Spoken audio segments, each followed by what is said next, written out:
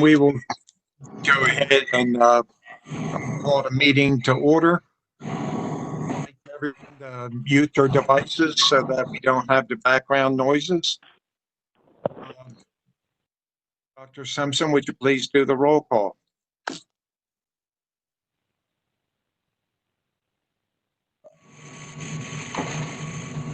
Ms. Bates? Present. Mr. Crawford? Present. Mr. DeShiel? Present. Dr. Green? Good morning, everyone. Present. Ms. Hallie?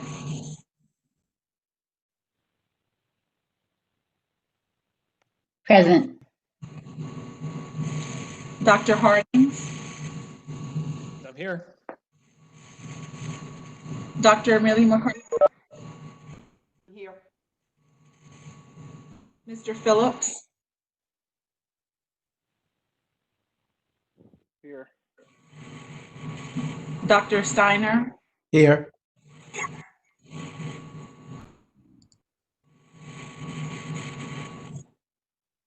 Ms. McCusker? Present. Ms. Morrow? Here. Ms. Badwe?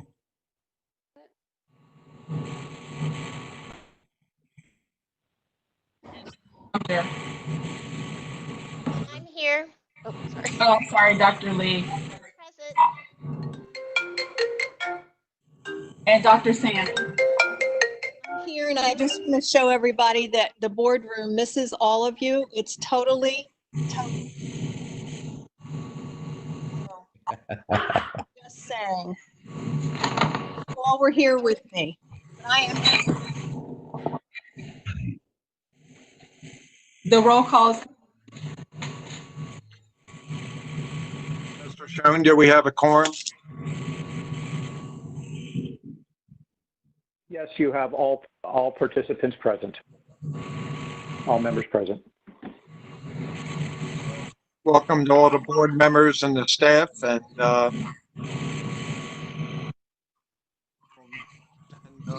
like to just one more time mention some items.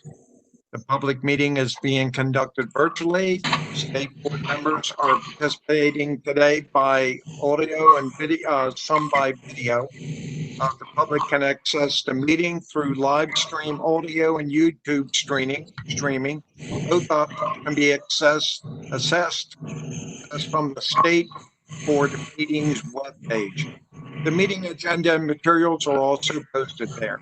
The archived video will be posted to the website immediately following the meeting. Only board members, staff, and presenters will be able to speak. Board members are asked to hold questions, comments until the end of each presentation. Board members and staff should identify themselves when speaking. Dr. Salmon will respond to each question, comment, or call on an appropriate staff member to do so. I will ask Dr. Simpson to take a roll call for each one of our votes that require an action, and Mr. Schoen will ratify the votes. We are now getting ready to go into executive session. I'm sorry, we do have the consent agenda first. For the consent agenda, we have the minutes of the April 28th, 2020 meeting, the personnel actions, the budget adjustments for April 2020, ratification of extended school closures, decision for the remainder of the school year, which was announced by the superintendent previously. Do we have a motion to consent agenda? Enter your access code or meeting number followed by pound.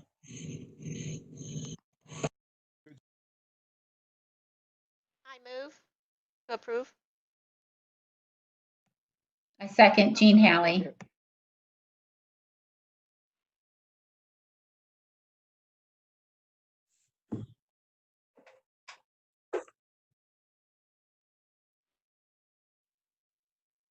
Who made the motion, please?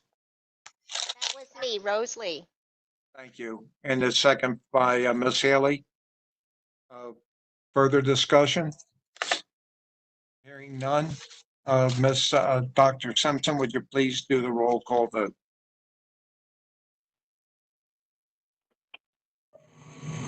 Ms. Badwig, Yes. Ms. Bates,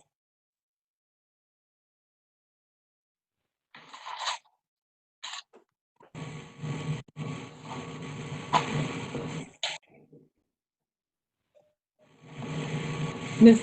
Ms. Bates. Thank you. Mr. Crawford, Yes. Mr. DeShiel, Yes.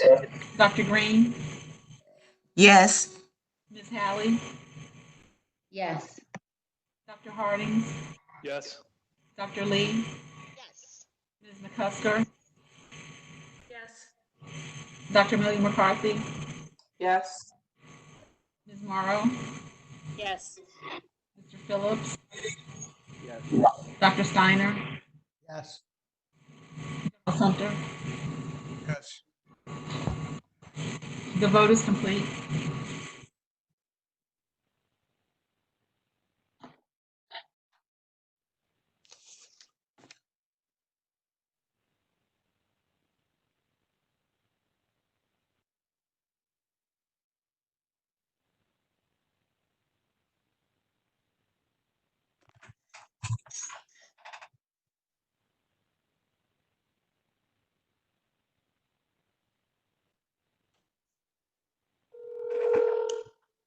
Mr. Schoen?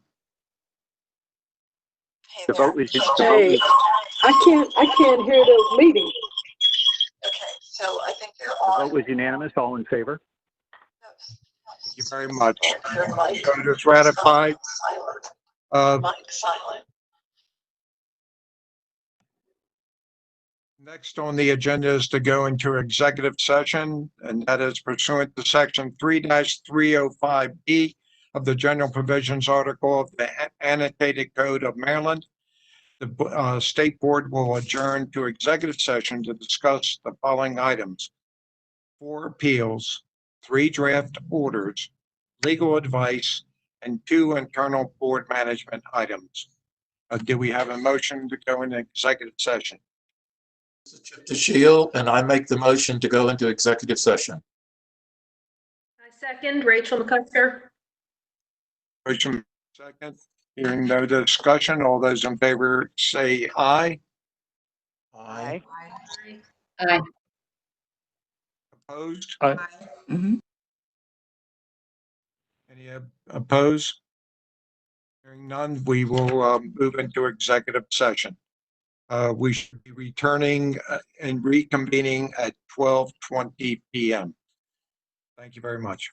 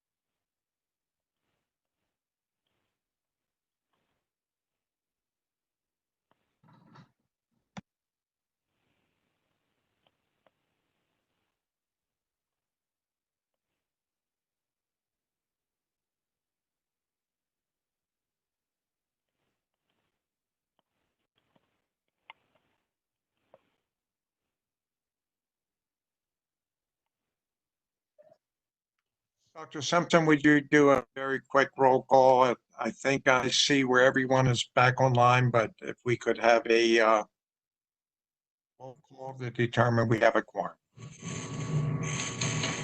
Yes. Ms. Badwee? Ms. Bates? Yes. Mr. Crawford? Mr. DeShiel? Present. Dr. Green?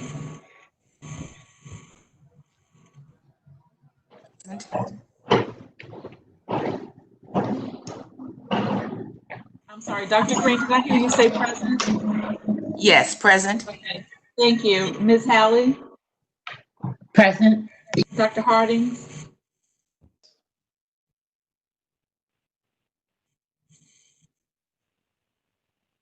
Yes, Dr. Hardings is here.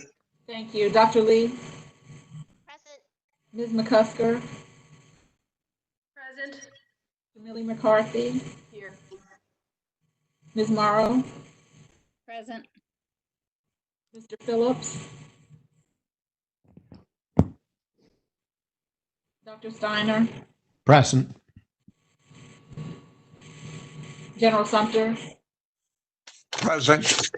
Dr. Salmon?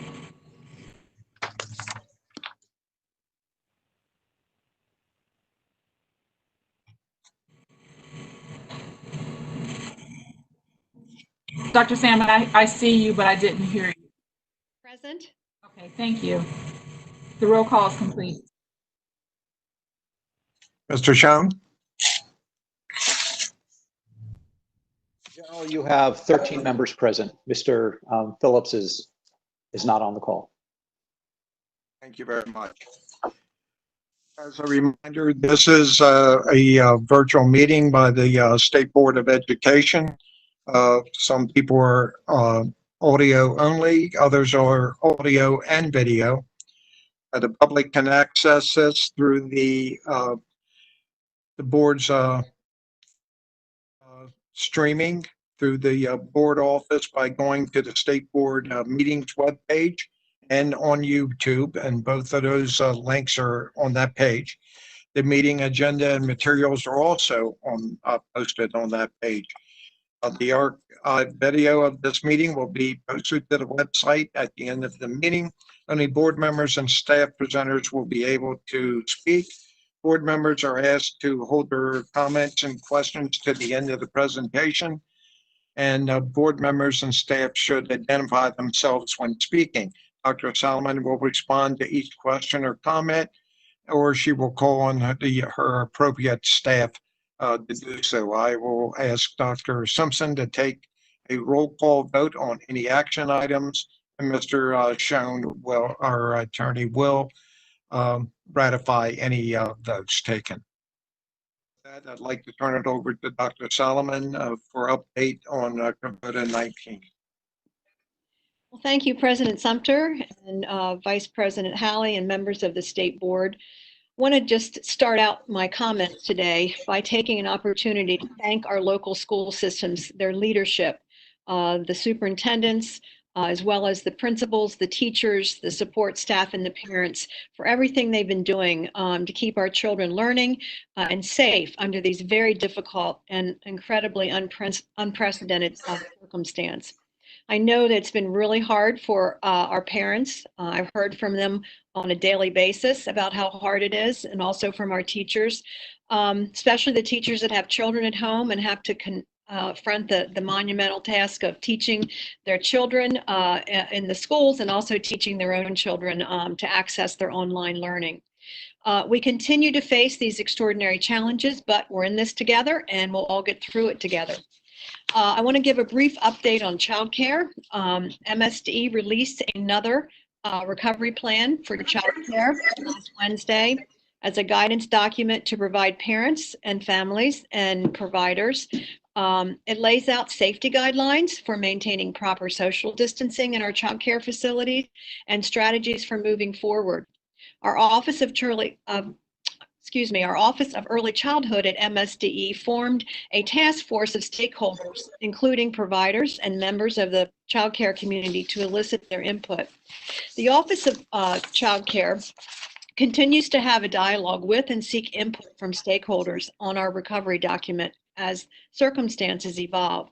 This recovery plan for childcare is a working document that will continue to focus on the health and safety of providers and children based on the best available information from our health experts. In accordance with the move into stage 1 of the governor's recovery plan, we've expanded the number of sites to serve the capacity needed for families who have returned to work as a result of the stage 1 reopening. We have more than 4,000 providers currently operating, with roughly 21,000 slots available for our students. We expect the number of providers to open sites will continue to increase in the coming days and weeks, and I'm very grateful to those childcare providers and for their continued commitment to serve our children and families here in Maryland. I'd also like to give you a brief update on our meal program, which has continued successfully throughout these past 10 weeks. More than 12 million meals have been served to school-age children through the end of last week. This is an incredible number of meals that's been served, and our communities are very, very grateful for it. I'm very proud of the great work that has been done. Dr. Solomon, if I could, Ms. Necessary or Dr. Simpson, could you check to see there's sound on our feed? I just got a text that our live feed doesn't have sound.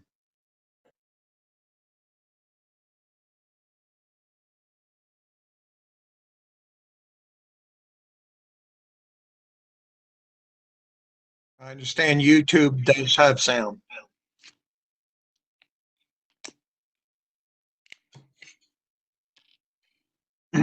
Somebody should speak so we could see if we Yes, have sound. the YouTube has sound. I'm checking the other streaming. Yes. YouTube has it. Live streaming doesn't. Sorry to interrupt, Dr. Solomon. That's okay. Try and keep us legal.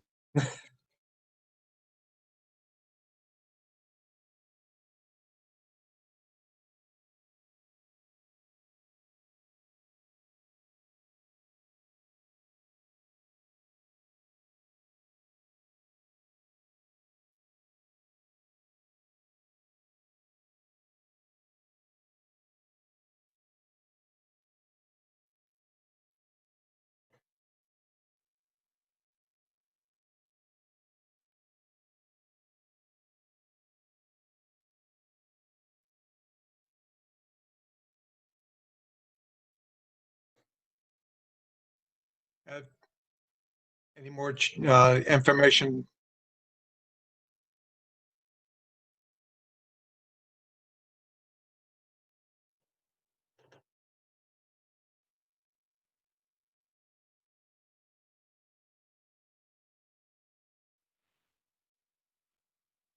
General Sumter, this is Charlene. We're checking with the vendor that we use for live stream town hall to find out what's going on.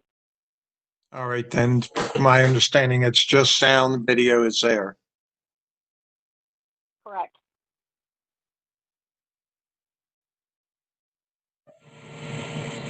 So video is there. We are checking with town hall streams. The YouTube stream is working and there's audio there. So I would ask Mr. Stone, can we proceed? If the link to the stream is also available on the website. So can we proceed? Pause the meeting. Mr. Yes, you can. You have the public can see and hear what is being said. Very good. Dr. Solomon, if you would, please. Thank you, General. And I'll start back with the meals program in case that didn't get on the live stream. We have been, since the last 10 weeks, we've served more than 12 million meals to our students across the state, which included 3 meals and a snack a day. And I'm very, very proud of the work that has been done by our MSDE food service staff here and the coordination with the local food service staff on the ground. They continue to serve meals outside in all the elements, in rain or shine, in winter coats in some cases, and also in the searing heat, although I haven't felt much of that searing heat lately. But their enthusiasm remains very strong, and we certainly thank them for their service. They are definitely heroes, our food service workers. We've had continued weekly calls with the local superintendents, and we will continue to hold those calls as we keep working together on different recovery issues. The feedback that we get from these calls is invaluable to our MSDE team, and I think it's helpful to the local school systems as well as we talk through and share strategies in order to make some of these very difficult decisions. I'm also very pleased that we have 2 local superintendents joining us to present their continuity of learning plans today, which they've worked on very hard and have done a great job with them. Our plan is to bring a few superintendents to each board meeting going forward to discuss their different plans. We think this can illustrate the different ideas and creative ways that each school system is planning to or has provided distance learning and professional development to staff during this time. I'm going to now turn this over to Emily Brandenburg, who's going to give the board an update on the funding sources that are available from the Federal CARES Act. So Emily, would you please begin? Thank you, Dr. Salmon, and thank you, members of the board. Let me get this set up. Hopefully we're all set. Good afternoon. For the record, I'm Emily Brandenburg. I'm the Deputy for Finance, and today I'm going to give you a brief overview of the CARES Act funding that directly impacts the Maryland State Department of Education. Coronavirus Aid, Relief, and Economic Stability Act was signed into law March 27th. This $2 trillion package of assistance provides funding for a variety of programs, including local governments, transit, Center for Disease Control, National Guard deployment, USDA, expanded unemployment insurance, child care, and as well as education. For the purpose of this presentation, we will focus on programs that directly impact our agency. Back up, sorry. The Child Care Development Block Grant is $3.5 billion nationally. Maryland's portion was $45.5 million. These funds were used to support the Essential Personnel Child Care Program established to support our frontline workers. The Education Stabilization Fund was $30.75 billion nationally. Maryland's portion of this funding is $252.5 million. There are 4 components of the Education Stabilization Fund: the U.S. Department of Education discretionary funds, the Governor's Emergency Education Relief Fund, Elementary and Secondary School Emergency Relief Fund, and the Higher Education Emergency Relief Fund. The CARES Act reserves 1% of the Education Stabilization Fund for the U.S. Department of Education to issue discretionary grants to the states affected most severely by COVID-19. We are applying for a portion of this funding under the Priority of Development or Expansion of High-Quality Course Access Programs, or statewide virtual schools. The CARES Act also provides $3 billion to states through the Governor's Emergency Education Relief Fund. This was distributed based on a formula. These are the governor's funds, but allowable use to support education. The funds must be used to support school districts, institutions of higher education, and other education-related entities. Maryland's portion of the $3 billion is $45.7 million. We were one of the first states to apply and be awarded these funds. The next component of the Education Stabilization Fund has the greatest impact to MSDE. The CARES Act allocated $13.2 billion to the Elementary and Secondary School Emergency Relief Fund. These funds are intended to provide immediate needs, such as supporting distance learning, ensuring students' health and safety, and developing and implementing plans for the next school year. Our portion is $207.8 million. Of this, 90% is allocated to local school systems based on each local school system's share of funds received for fiscal year 19 under their Title I Part A allocation. With the remaining allocation, MSDE may determine the use of these funds for emergency needs to address issues responding to COVID-19. MSDE may also reserve up to 0.5% of the total allocation for administrative costs. Lastly, although we were not impacted, I wanted to mention the Higher Education Emergency Relief Fund. This provides $14.25 billion to institutions of higher education. This initiative provides funding to institutions of higher education to provide emergency financial aid grants to students whose lives have been disrupted, many of whom are facing financial challenges and struggling to make ends meet. The next few slides provide a graphical representation of the funding for Maryland concerning education, the breakdown of the ESSER fund, and the distribution of the ESSER funding to the local school systems. So this first one gives you an idea of what we had through the Governor's Emergency Relief Fund, through our Child Care Development Block Grant, and through the ESSER fund. And this is what we just talked about, the third portion of the Education Stabilization Fund. This is how it breaks down, where 90% goes to the LEAs, 10% we have the ability to reserve for 9.5%, and then 0.5 for admin. And this slide shows you the allocations per local school system of their 90%.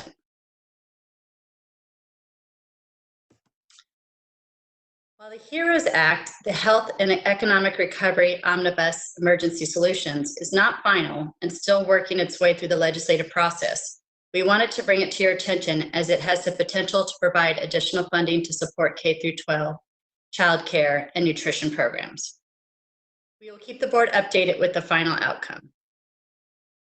Thank you for your time, and I'm happy to answer any questions. So are there questions for Ms. Brandenburg on the grants?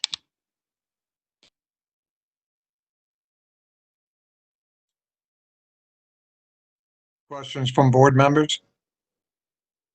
This is Lori Morrow. I have one question. For the amounts that go to the local school systems, is there any breakdown of categories for them, or we give them the whole amount and they budget accordingly to local needs? There's 12 allowable uses, so they have the whole amount, and they then have to to spend appropriately within the allowable uses of the CARES Act. Thank you. So I have a question about timing. So my understanding is that if a school wants to spend some of the CARES funds, they have to wait until they receive those funds because they can't qualify for retroactive reimbursements. So schools are now trying to get equipment because there's supply chain challenges. And if they commit now, they won't be eligible. I just want to get clarification on that point because that's what someone has told me is their understanding. I'm sorry, you cut in and out. I had a hard time hearing the question. Okay, so what I've been told is that if a school wants to use CARES funds, they have to wait until they're in receipt of the funds to make commitments. So if they purchase things now, supply chain, they won't be eligible for reimbursement. Is that true or a misunderstanding? I believe it's a misunderstanding. The funds are retroactive available to the date of the emergency. Thank you. Other questions? Are there any of these funds in question with the guidance that has come with the funds? Yes, General, I was just about to bring to the board's attention a decision that you all need to make today, and that is on the determination of the allocations of the CARES funds for equitable services to follow the law as recommended by our legal advice. So we need to have a decision on that now.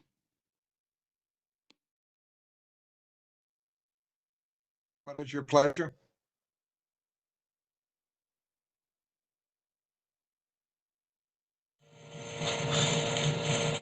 For the board members, are there any questions or a motion? I move that we follow the law in the distribution of the funds and that we distribute the funds as soon as possible.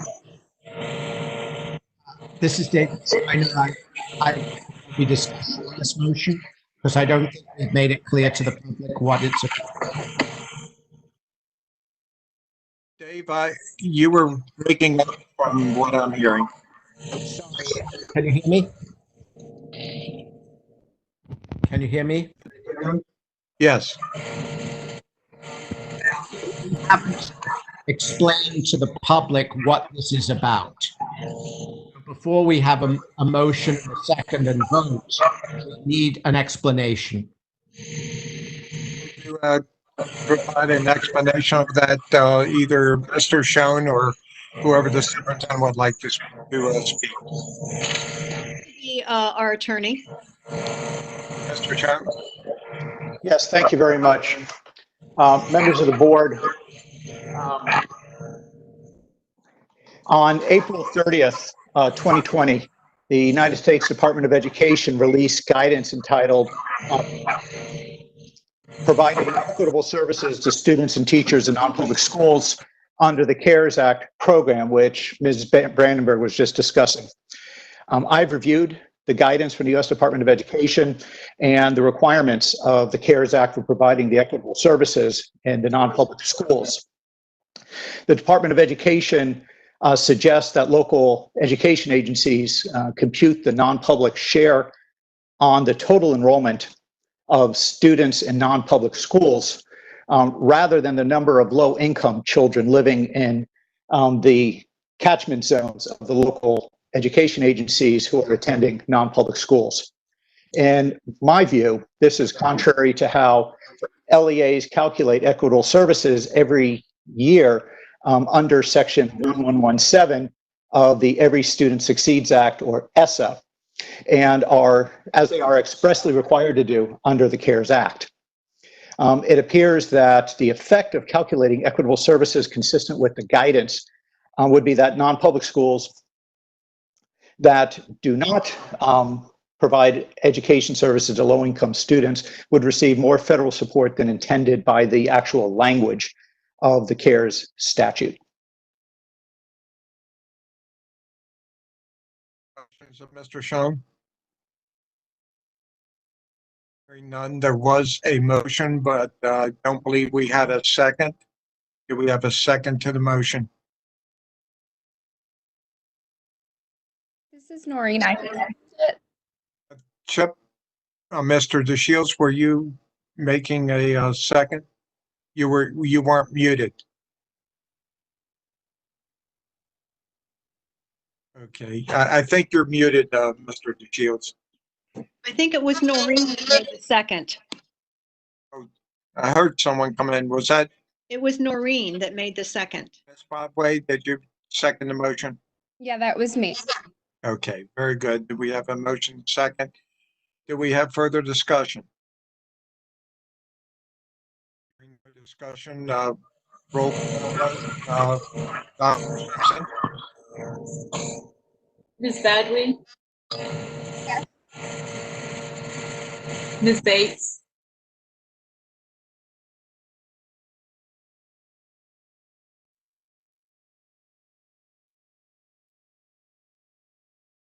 Ms. Bates? Mr. Crawford? Yes.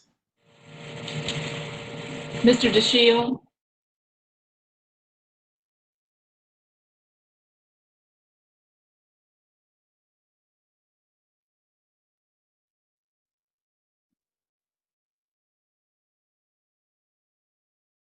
Mr. DeShield?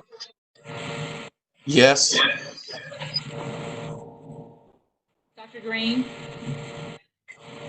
Yes. Ms. Hallie? Yes. Dr. Harding? Yes. Dr. Lee? Yes. Ms. McCusker? Yes. Ms. Millie McCarthy? Yes. Ms. Morrow? Yes. Dr. Steiner?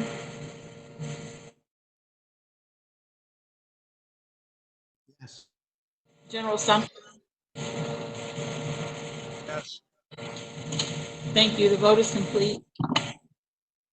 You have 13 votes in favor. No noes, no abstentions. The motion carries. Dr. Solomon? Thank you. Thank you, everyone, for that. And we will get these grants out as soon as possible. I want to go into the next agenda item, which is to talk briefly about our Maryland Together, Maryland's Recovery Plan for Education. You remember in my remarks earlier, I referred to the Maryland Plan for Childcare, but this is the Maryland Plan for Pre-K through 12. This is a document that has been on our website since the first week of May. And I'm very proud of our team because at my direction, they put a plan together in about 10 days, and it's just exceptionally well researched. And the guidelines that we have put out here are not intended to be prescriptive, but they're really as a way to serve as a point of reference for local school systems as they build their own recovery plans. And we tried to provide a lot of different options as we move through various stages of the recovery. The process was we established the group with Dr. Williamson and Dr. Lawson as the co-chairs to coordinate the effort. And then every other division, all the assistant state superintendents and executive directors participated in the development of the draft framework. They were able to pull this together in a very short amount of time, as I mentioned, and I want to just thank them for that. The plan itself, which is about a 50-page document, and kind of holding it up here, but it is on our website. The plan's broken down in a number of sections that include a lot of the research behind the options presented in the plan, different considerations for providing in-person instruction, modifying calendars and schedules, potential ways to provide support for special education students or English language learners, and other student groups. There's also guidance and checklists for the preparation of buildings when students and staff are set to return in some capacity. There's also several appendices with information about the provision of student health services, mental health and family supports, and also considerations for the meal services. And these are all very live links to the document that lead folks right to the original sources of the research or the data.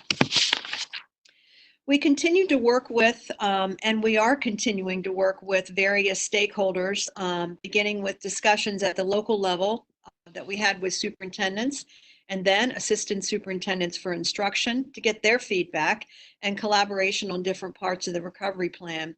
We've also had discussions with several members of the board, as you know, and also utilizing the original ESSA stakeholder group to build this committee that is now called the Recovery Committee. This is a group of people that devised our original ESSA plan for accountability. As you can see, the membership is extensive of the different stakeholder groups.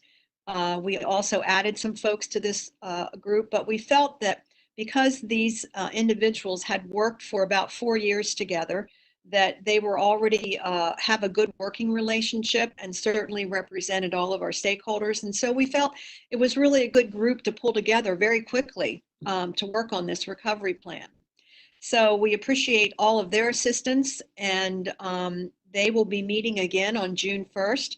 And during that meeting, they're going to consider all of the feedback we've received from all of the constituent groups across the board. Additionally, they are going to look at some what I'm going to call non-negotiables. The local superintendents have asked us to include some of those non-negotiables in the plan to give them some additional structure, and so they'll also be talking about that as well. Some of the sample comments that we've received back are included on this slide. A lot of the feedback was very positive.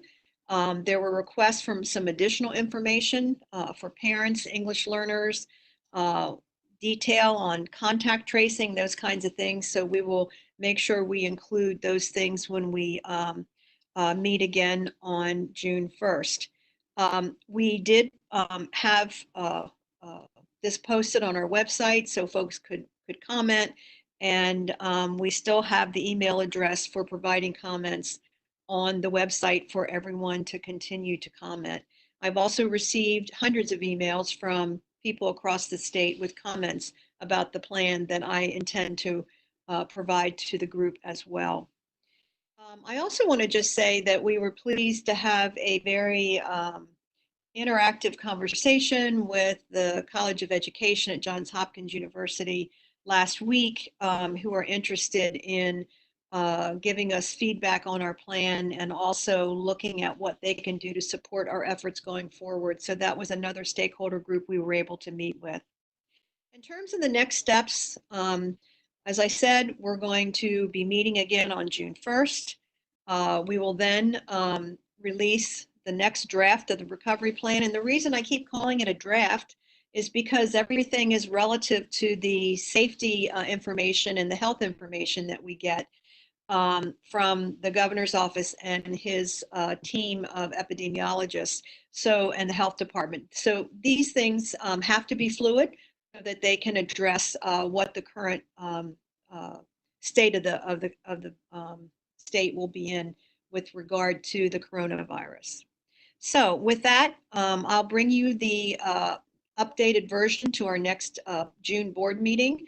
And you will be able to see any of the additions to that document. And I'd be happy to answer any questions that any of the board might have at this point.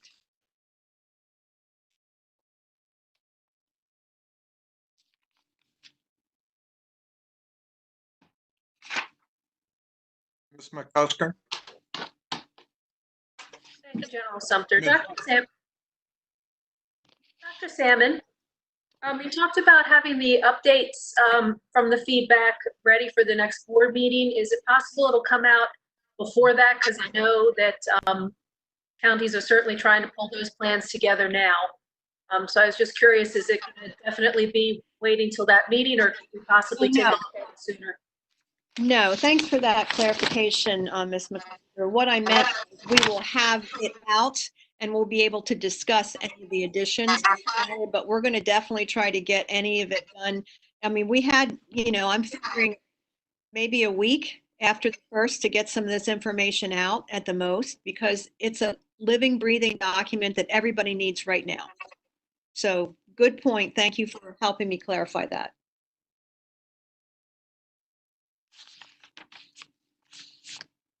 Other questions of the superintendent?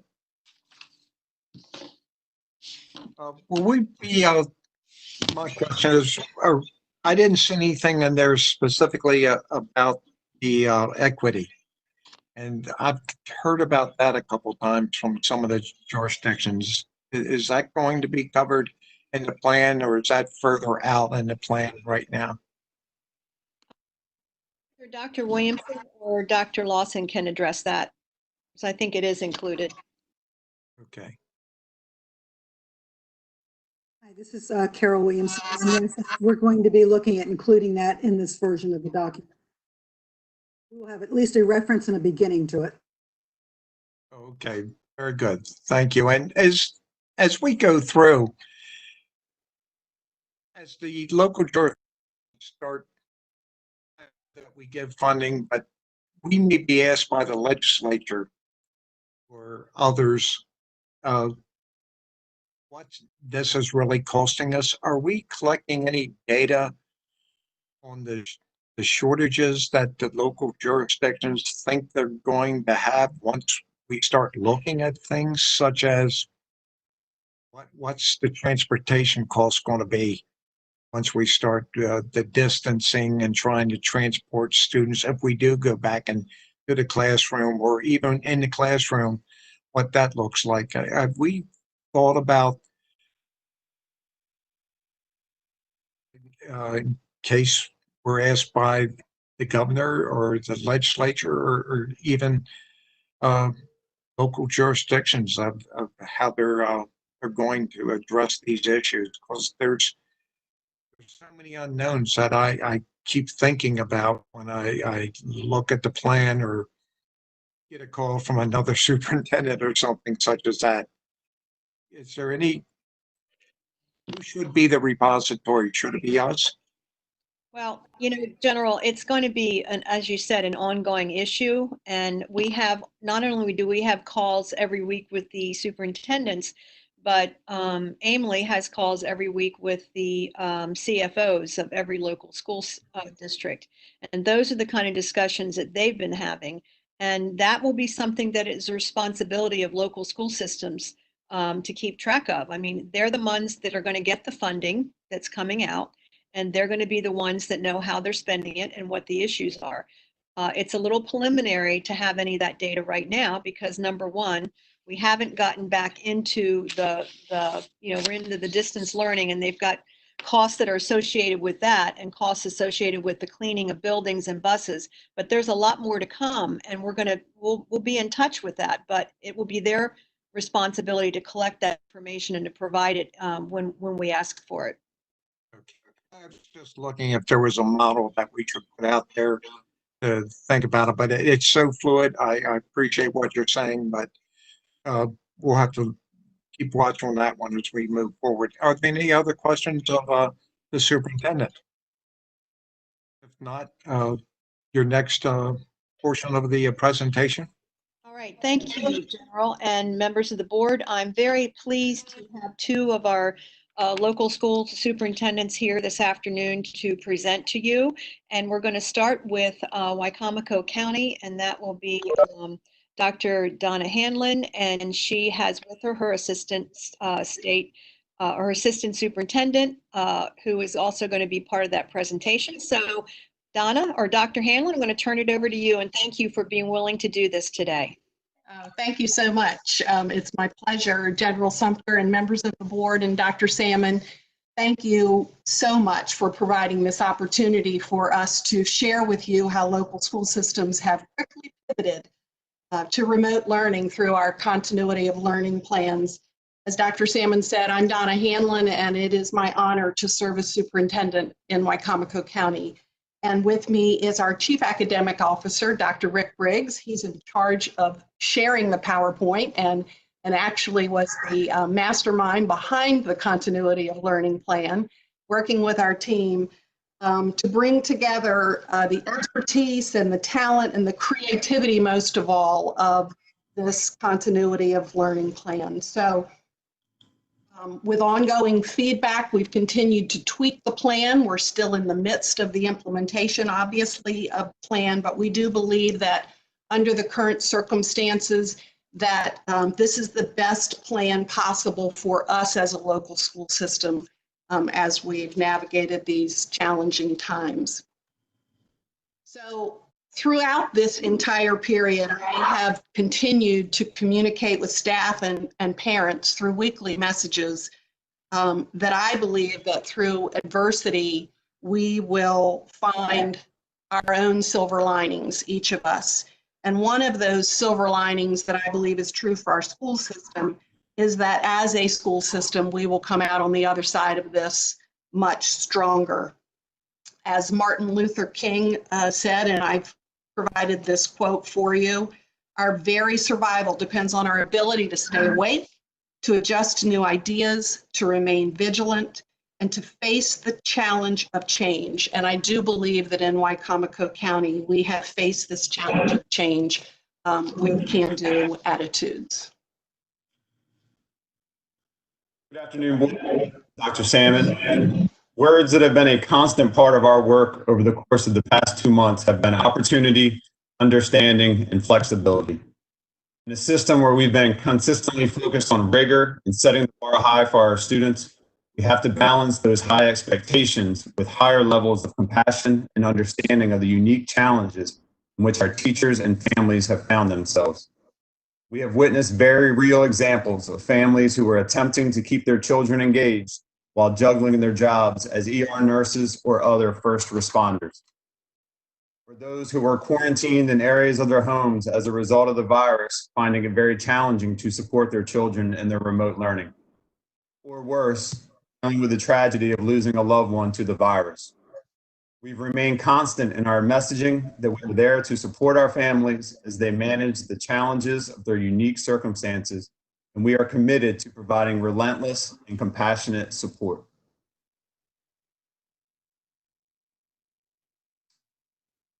And of course, we've been steadfast in developing a plan in short order that would be fair and equitable for all students. In a community with high levels of poverty and with households lacking a computer or access to the internet that would enable them to engage in remote learning, we knew that providing additional resources for families would be a necessary step in this process. The first component of the plan describes an overview and how we launched the plan to meet the need of all our students. So during the initial period of closure, each school prepared grade level specific learning packets that were distributed to students before they even left our buildings on March 13th. And the primary focus during this initial closure was on implementing critical supports for both students and families and staff, as a matter of fact, including the preparation and distribution of meals, cleaning and sanitizing our buildings, and launching the WCPS Learning Links page on our Facebook to provide students and families with daily ideas for helping their students stay engaged in learning. Then during the extended closure, beginning on March the 30th and leading up to about spring break, we continued to work with Dr. Salmon and the Maryland State Department of Education regarding expectations for continuity of learning. All school instructional staff during this extended closure began working from remote locations, and our technology department launched a survey on student and staff access to technology. And then from the data gathered on the survey, the technology department worked to provide resources for distribution. Curriculum staff led in preparing learning modules to distribute to students both digitally and non-digitally. And teachers worked with students through this week to finish incomplete third-term assignments, and school counselors and social workers were available to support students during this time so that those third marking term grades could be finalized. Teachers and staff engaged in intense professional development during this time on our platform, which is Google Classroom. So beginning then with the fourth marking term, we organized our instructional modules into what we have called rounds, with each round focused on about 8 to 10 days of instructional materials, eventually including the core content areas and all credit-bearing courses for our high school students. At the beginning of each round, students could access materials through our website or by picking up hard copy materials at school sites at specific times on the first 2 days of each new round of materials. So families then worked with classroom teachers through online instruction and on digital and non-digital activities. They submitted electronically at the end of the time period those assignments to show continued engagement and learning. And teachers have continued to communicate with students at least, in most cases more than that, once a week to answer questions and give guidance on learning activities. I will share with you that our print shop, knowing that we have a number of students who would need the non-digital materials, our print shop worked around the clock, making over 800,000 copies of materials for each round of instruction.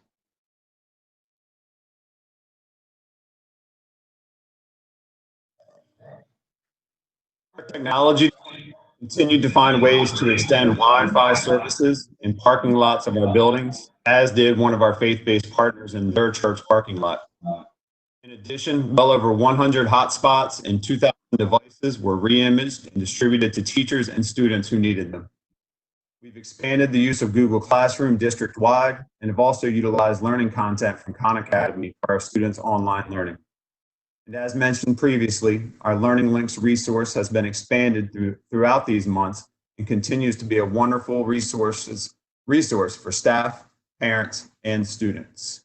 And I'll attempt to take you there at this time. Hopefully, technology will cooperate. So as Dr. Hanlon just mentioned, the non-digital resources distribution, today is day 2 of this current round, and so that is posted for all of our sites. You'll see where we share information from our wonderful community partners, such as the United Way of the Lower Eastern Shore, who are sponsoring an art contest for our middle and high school students, as well as neighboring jurisdictions such as Ocean City, who are encouraging our students to get out and play during this time. Just a couple more, our public school mental health awareness campaign, where we had students reading to other students throughout the district. And then last one, we also share content from federal institutions such as the Smithsonian National Zoo. So again, just a great pool of resources for staff and students and families to engage in. So the next area of the continuity of learning plan is where we've delineated the important roles and responsibilities of all who are involved. Generally speaking, district staff have provided leadership for the ongoing work and the resources for our school administrators and others who are basically implementing the plan. But they're also providing feedback. As I mentioned before, our plan is constantly evolving. Everybody has worked to engage families and to provide valuable resources, as Dr. Briggs has shown you, on one area of our website.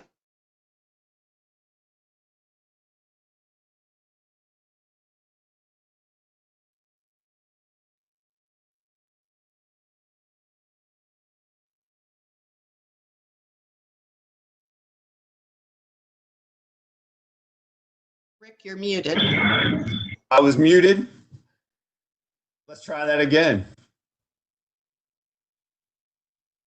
Rather than listening to us, if we unmute, describing these roles, we thought you might enjoy hearing from some of the actual individuals in these positions. So for this exercise, we utilized Flipgrid, which is actually an online tool that my wife, who's a teacher here in Wycomico County, uses with her students and shared with me. So hopefully, again, the technology will work. And we'll start with one of our district staff members.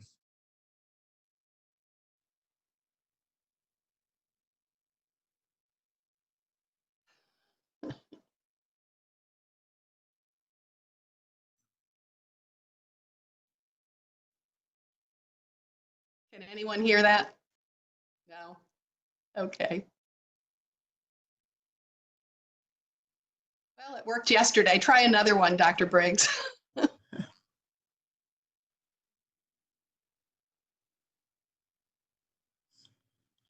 me try one more thing.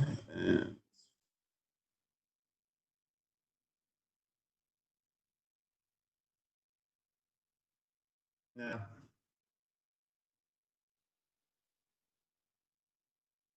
All right. Well, we tried it yesterday and it worked great. So we won't, but some great resources here. And again, where we had district staff talk a little bit about their roles as the other categories here.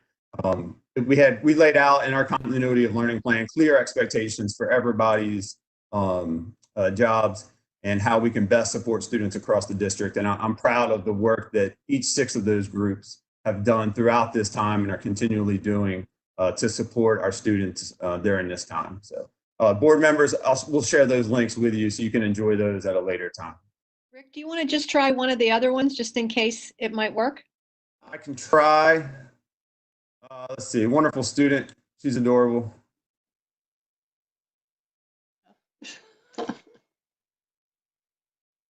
Any luck? No. Okay. No, but it's nice to see your face.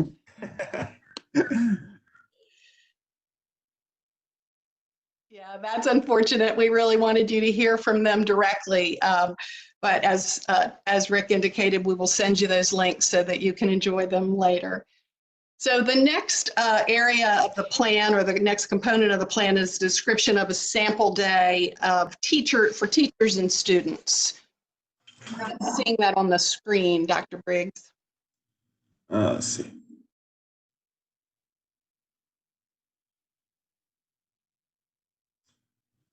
There you go. Okay. Thank you. So all schools and teachers are following specific, as you see on the left, specific learning time recommendations in creating distance learning materials for grade level students. And you can see, if you look on that, if you can see it hopefully on the area on the left-hand side of the slide, how much it varies from the amount of time that's recommended for students in pre-kindergarten, for example, to be online or engaged in learning versus our high school students. So those were recommendations that we've been utilizing since the very beginning. And while we're providing learning opportunities, as I've described earlier, for students to practice key skills, families have been encouraged to explore other activities, obviously like reading and journal writing and other activities that they can do on their own with their children. And then we also have provided for families who were looking for support and structure, because this has been so new for our families during the day, that they could utilize this suggested schedule on the right-hand side for home instruction as a guide, basically, to organize their day for their children. And then in terms of how teachers have spent their day, these expectations have been shared with school administrators to their staff members.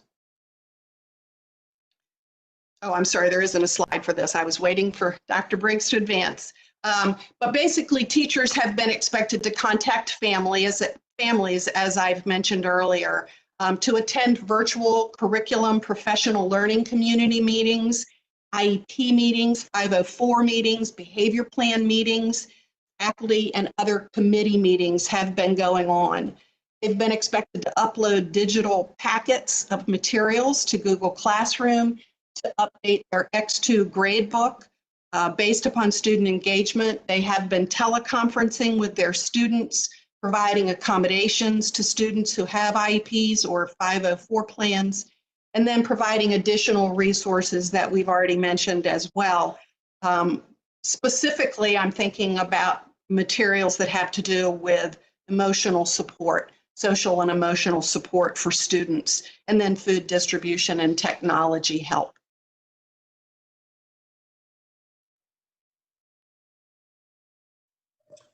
The fourth component of the plan is a description of how we intend to monitor and report student performance. As noted earlier, to conclude term 3, students were given the opportunity to complete previous assignments for that term. The work completed provided students the opportunity to improve their grades. Students received a letter grade for the third marking term, and report card grades were made available through our online X2 family portal. Students in college and dual enrollment classes resumed instruction following the procedures put in place by their specific college or university.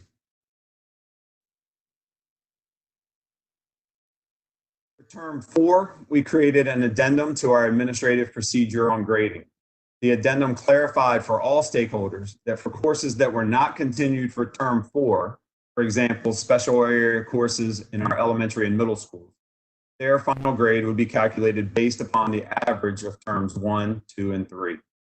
And for courses that continued during term 4, which included all of our high school classes where credits are earned towards graduation, students who demonstrate engagement and effort through the submission of work will receive a grade of pass for each instructional round of work and will receive the maximum points possible for term 4. Then the final grade for each course will be calculated using the total points earned towards the student's grades in each of the first 3 terms, combined with the maximum points possible in term 4. If a student fails to earn a pass for term 4 in any course, the final grade for that course will be averaged using the grades earned just through term 3.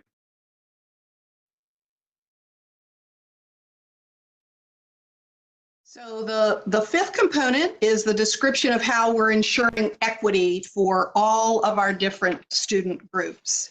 So the first group that I'll mention briefly is special education. Our special education department under the leadership of Bonnie Walston, who probably many of you know, she's been around for quite a number of years, but they have worked collaboratively to meet the needs of all of our students with special needs. Before specialized instruction could begin with remote learning, teachers were trained, as I mentioned, this intense professional development. Specifically, special ed teachers were trained to create and implement students' individualized plans. Case managers gathered information from students and from families about their access to technology, their access to assistive technology devices that may be needed, their availability of Wi-Fi connection in the home, and if non-digital resources were necessary. And then if parents they also were trying to determine if parents were willing to complete IEP meetings through online platforms or by phone. And then together they created a schedule to meet the students' needs, providing that individualized instruction during this time. Special education teachers have continued to collaborate with related service providers to contact parents and to provide services that are required in students' IEPs. And in addition to other resources already utilized countywide, Imagine Learning is a new tool that we've started using in Wicomico County with highly engaging and interactive content. And that was made available to students with disabilities through a collaboration with our English Language Arts department. Our English language learners, those teachers have been included in district-wide content planning groups to create our learning materials and to provide instructional modifications appropriately. And then certified ESOL teachers have been working collaboratively with content teachers to ensure that the English language learners are receiving modified instruction and services through a co-teaching model, again, through Google Classroom. A lot of contact with those families of English language learners, and we've been translating all of our materials, including what's on our website, and my weekly messages have been translated as well. So that's really, really important, as you can imagine, with those families. Our families in transition, that's our homeless population. All families in transition, parents were contacted initially, again, to find out what their needs were. And specifically with this group, it was about food and housing to make sure that they had the information that they needed. And then our school-based liaisons have continued to stay in communication with these families. And we have also been in communication on a regular basis with our shelter directors in the areas to make sure that these students have what they need, including food deliveries. Our gifted and talented students are continuing to be supported by our teacher specialists through a variety of online learning platforms to extend their learning. And then students who in normal times receive intervention throughout the school year are being enrolled in a program called iReady for additional online support. And our high school students have been able to stay in contact with content-specific after-school tutoring staff for additional assistance. The next component of the plan is professional development opportunities for our staff. During phases 1 and 2 of this closure, all instructional staff were provided opportunities to participate in professional development on Google Classroom and other online learning platforms to ensure staff members were prepared to support students in distance learning. Ongoing professional learning communities, Zoom meetings, faculty meetings, and other opportunities for collaboration continue to occur daily across the district. In addition to the daily supports teachers are providing to students and families, Mondays and Fridays are being held for content supervisors to hold professional development digital sessions with staff, while Tuesday through Thursday is reserved for school-based meetings and trainings. These ongoing professional development sessions allow for teacher collaboration that positively impacts the supports we are providing to our students each day. We also have a variety of online training modules for teachers to access as their schedule permits that help address any identified needs. So finally, the last component of the plan is resources for families. We have continued to identify and receive resources from other community agencies and have provided that information on our website and through other venues to families over the course of these months, and we'll continue to do that. Just a few that I haven't mentioned, or Rick and I haven't mentioned to date, are documents that provide additional health and safety information specific to COVID-19 on our website. We did have a community partner that provided free school supplies earlier during the pandemic, and that was just a wonderful outreach from that organization where we provided those supplies when we distributed our learning packets at schools. We've continued to try to keep families informed on what's available through Comcast, specifically Xfinity. I mentioned already mental health resources, and then a help desk in terms of technology for students and families. MSDE remote learning resources are available on this page. Advanced placement resources, X2 gradebook resources for families, and so on.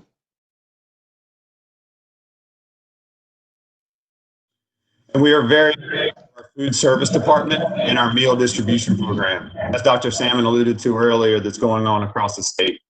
We're currently providing bundles of meals 3 times per week at 19 sites in our community, which provide over 18,000 meals each week to families in need.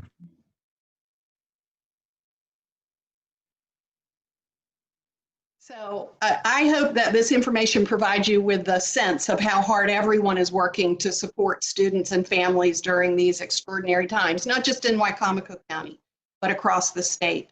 This quote from a board member in Lancaster County, South Carolina, I believe sums it up, and I've used it a couple times just because I believe it's so appropriate.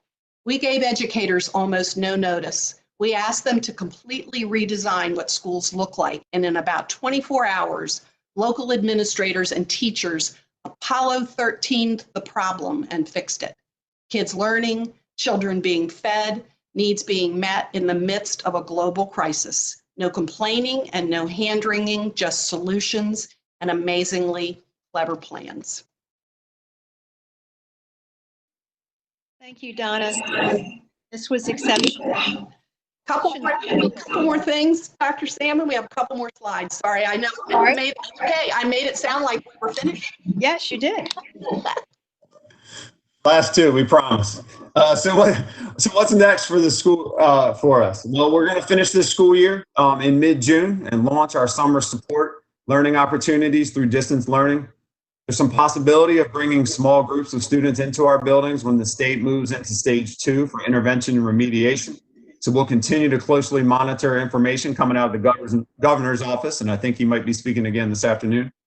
And we're very busy at work planning for our return in the fall through our recovery plan. So I will end by telling you that I'm sure that I am not alone in saying that we all look forward to the day when we can welcome our students back to Wicomico County Public Schools with open arms. That is one of our exceptional educators. That picture was captured at the beginning of last school year. And so we all do look forward to that time when we can embrace our students again. Thank you. And thank you very much, both of you, for an outstanding presentation. And now, questions.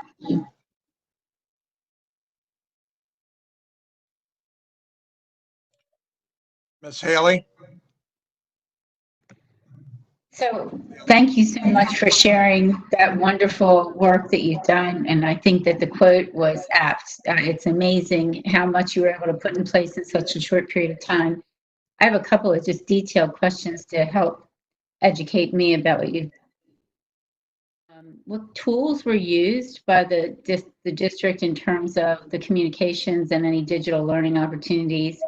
And then the second is, we know that internet access for students, especially those in remote areas or who have economic challenges, has been a problem, and directly to resolve those issues. Well, as I mentioned, that I'll answer the second question first while Rick's thinking about the first question. We assessed or surveyed our families early on in the process to determine what their availability was. And I will tell you that I was pleasantly surprised that more families had internet access than I initially thought for our community. I really thought we only had about 40% of our students that had availability of the connectivity. And it's turned out to be closer to 60 to 65%. We have, what was in addition surprising was the number of families that did not have access to a device. We had not put in place a one-to-one laptop initiative in Wicomico County, but based upon what we have done to re-image all of the laptops that we've distributed to families now, and with the addition of the CARES money that we are receiving, we will be going to a one-to-one laptop initiative in the fall of the year. So that's one of those silver linings that I mentioned before. In regards to communication, we're a Microsoft district, but we also didn't want to limit teacher communication abilities. So we are using Microsoft Teams internally. We heard loud and clear from both teachers and students that they wanted, they missed the face-to-face time. So we put in some things into place to protect our students and our staff, but utilize Zoom. We put in just a simple procedure, making sure that we added a second adult to every single classroom. And that was one of the roles of the instructional assistants that in the slide that didn't work. But so they're able to join in and help classroom teachers with the interaction with the kids. And then, of course, as mentioned a couple times today, we're utilizing Google Classroom. Many people across our district had been utilizing that as a resource in their classroom and for homework assignments. So we were able to just continue with that. And we tapped into our teacher leaders who were utilizing that as far as, the internal expertise and letting them share with their colleagues was extremely beneficial.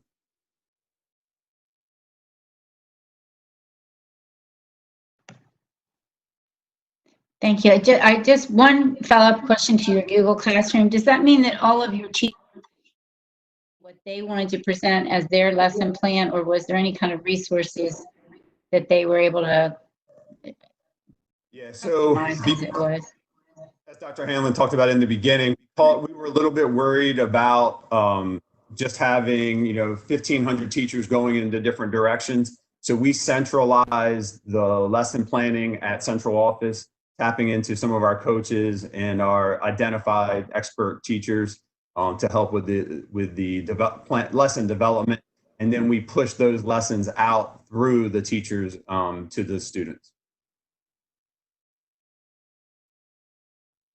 Thank you so much. That's terrific.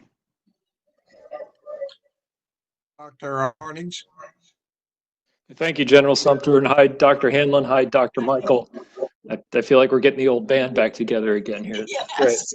Great. So much of, and I'll put this question to you, Dr. Hanlon, and maybe Dr. Michael can be thinking about it too for when he speaks.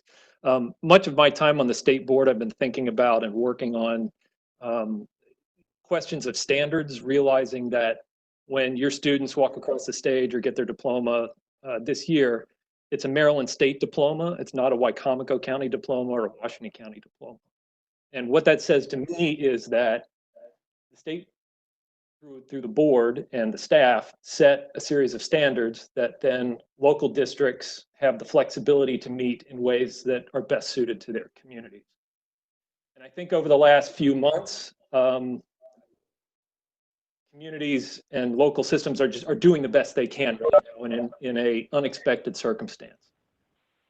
But looking towards the fall, when we have more time to plan for this and to think more proactively, what are the kinds of standards that you think the state board should expect all local school systems to meet in terms of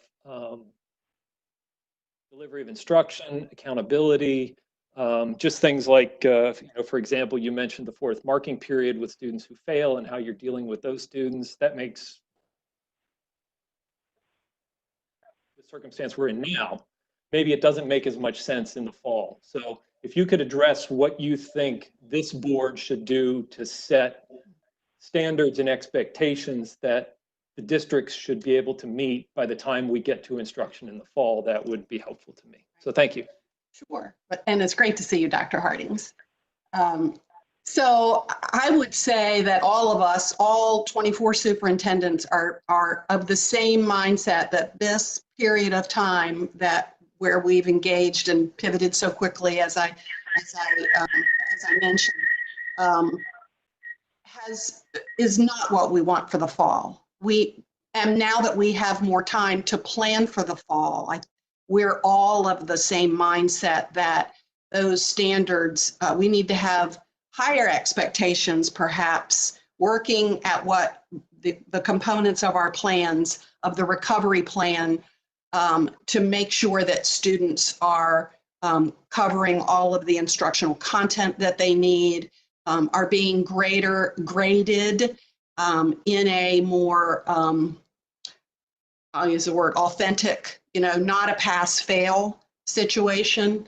Those are the things that come to mind the most quickly, but as Dr. Salmon had shared with you earlier in the recovery plan, I think that the way that MSDE and the state board can support us is by continuing to work with the local superintendents and establishing what those non-negotiables are for returning in the fall. What are those standards?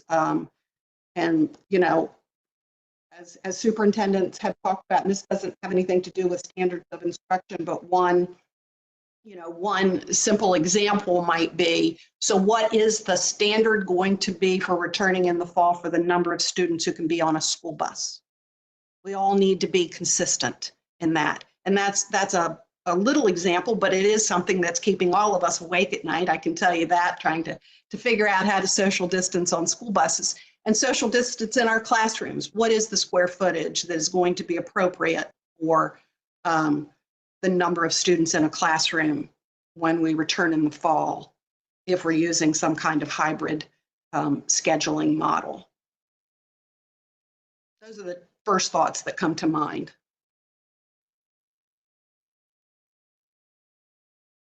Great, thank you very much.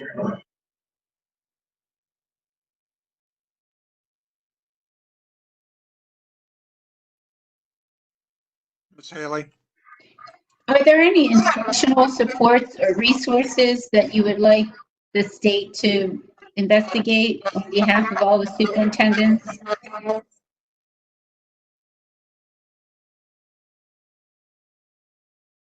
I think that we're probably all doing a lot of that ourselves as local school systems and talking to one another as superintendents, whether it's on the call with Dr. Salmon or whether through our PZAM meetings.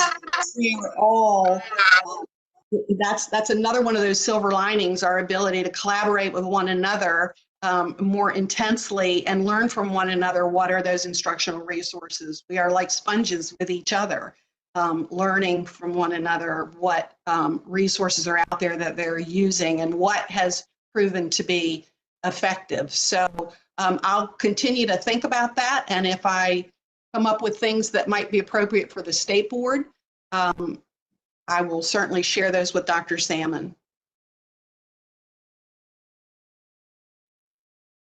Any other questions or comments? Ms. McCusker.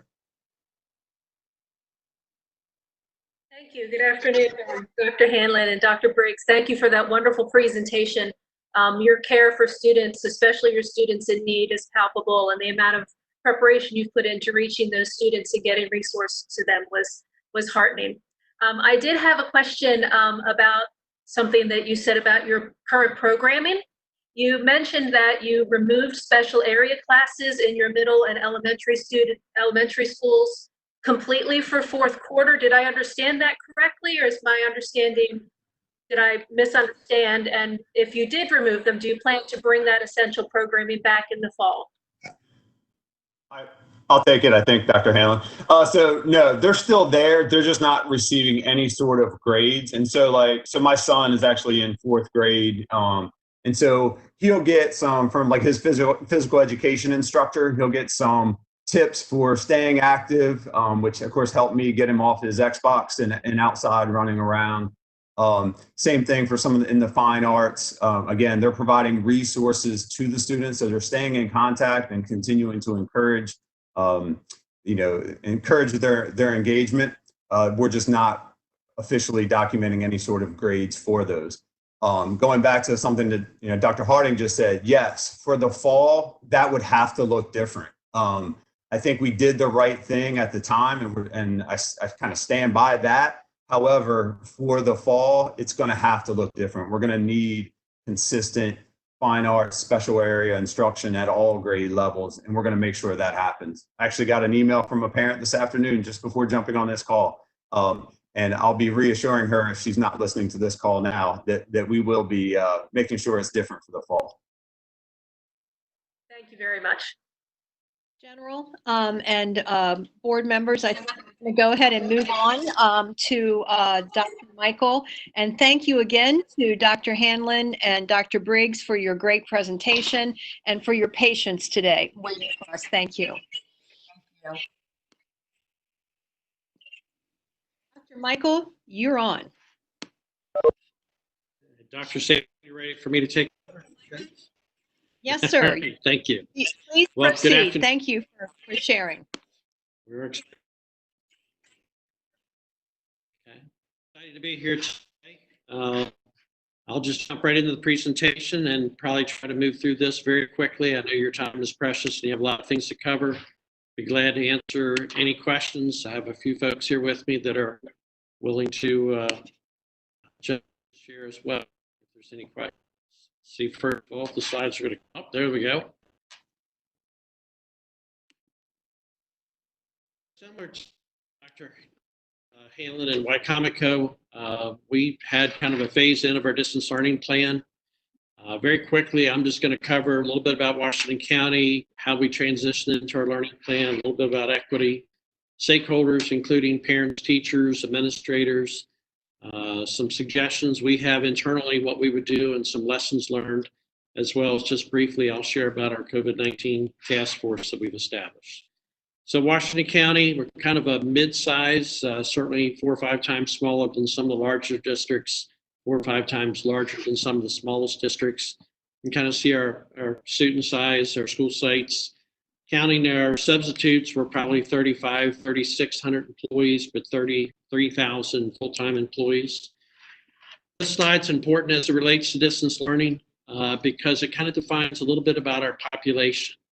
And what I've seen greater than internet access is really who's at home to support children is a big, big difference in what we're seeing as far as what's happening across our county.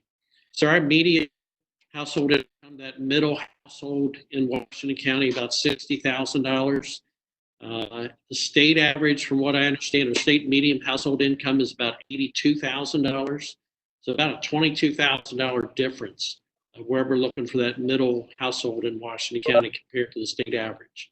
Makes a big difference. We're about a 50% free reduced meal school system, and we have about 21% of our 25-year-old and older that have achieved their bachelor's degree. I think the state average for that is about 40%. So Washington County is about half of that state average. And again, I think makes a huge difference when we're talking about children, the support they receive at their home. A little bit of our calendar.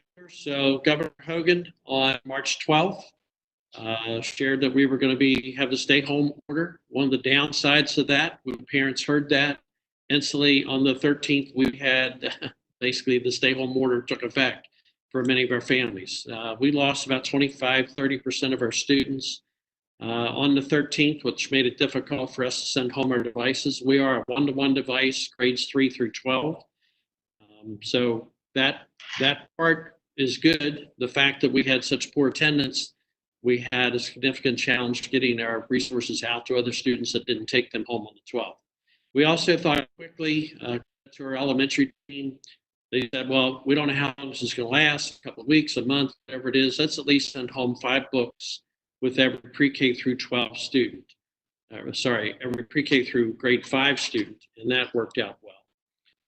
Monday of the first week, we started Keep Learning website.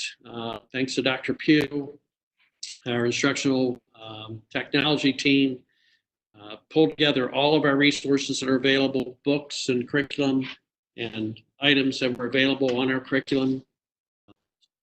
Just go ahead and start teaching their children that. We had about 100,000 hits on that website over the first couple of weeks, and it did help to keep children engaged in some level of learning. By Tuesday of that week, we had our traditional meal machine sites up and we're working at 7 sites. And pretty quickly the next week, we expanded to 19 different sites. We used our GIS system to help identify other areas other than our traditional summer learning or summer feeding sites to identify where we had other hotspots of farm population in particular, although our meal program is available to everybody. So we transitioned in from our Keep Learning website to our distance learning website. And the distance learning website had 2 pieces, a piece available to students and parents, and then had a piece that was available to our staff. So the team quickly researched some successful models, actually kind of looked at the China model and determined we wanted to have synchronous and asynchronous learning occur each week. We involved our stakeholders, our internal stakeholders, and looking at our distance learning website before we launched it, and then we launched our distance learning website. A big part for our teacher part of the distance learning website, we wanted to clearly define our roles and responsibilities. What is the role of the classroom teacher? What's the role of an athletic role, support staff, counselors, administrators? All those things are identified in the employee part of the distance learning website. Another question came from the employees, as you can imagine, what's a sample student schedule looks like? What's my schedule look like? So we quickly provided that information in our distance learning website. Feedback has been a big portion of this whole process. So we have adjusted the feedback not only from teachers and administrators, but feedback from students and teachers as well.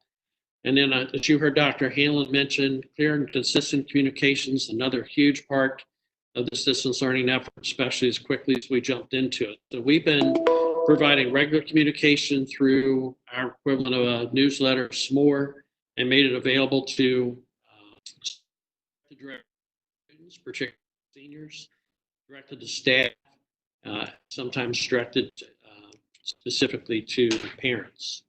So equitable access is a big part of what's happening.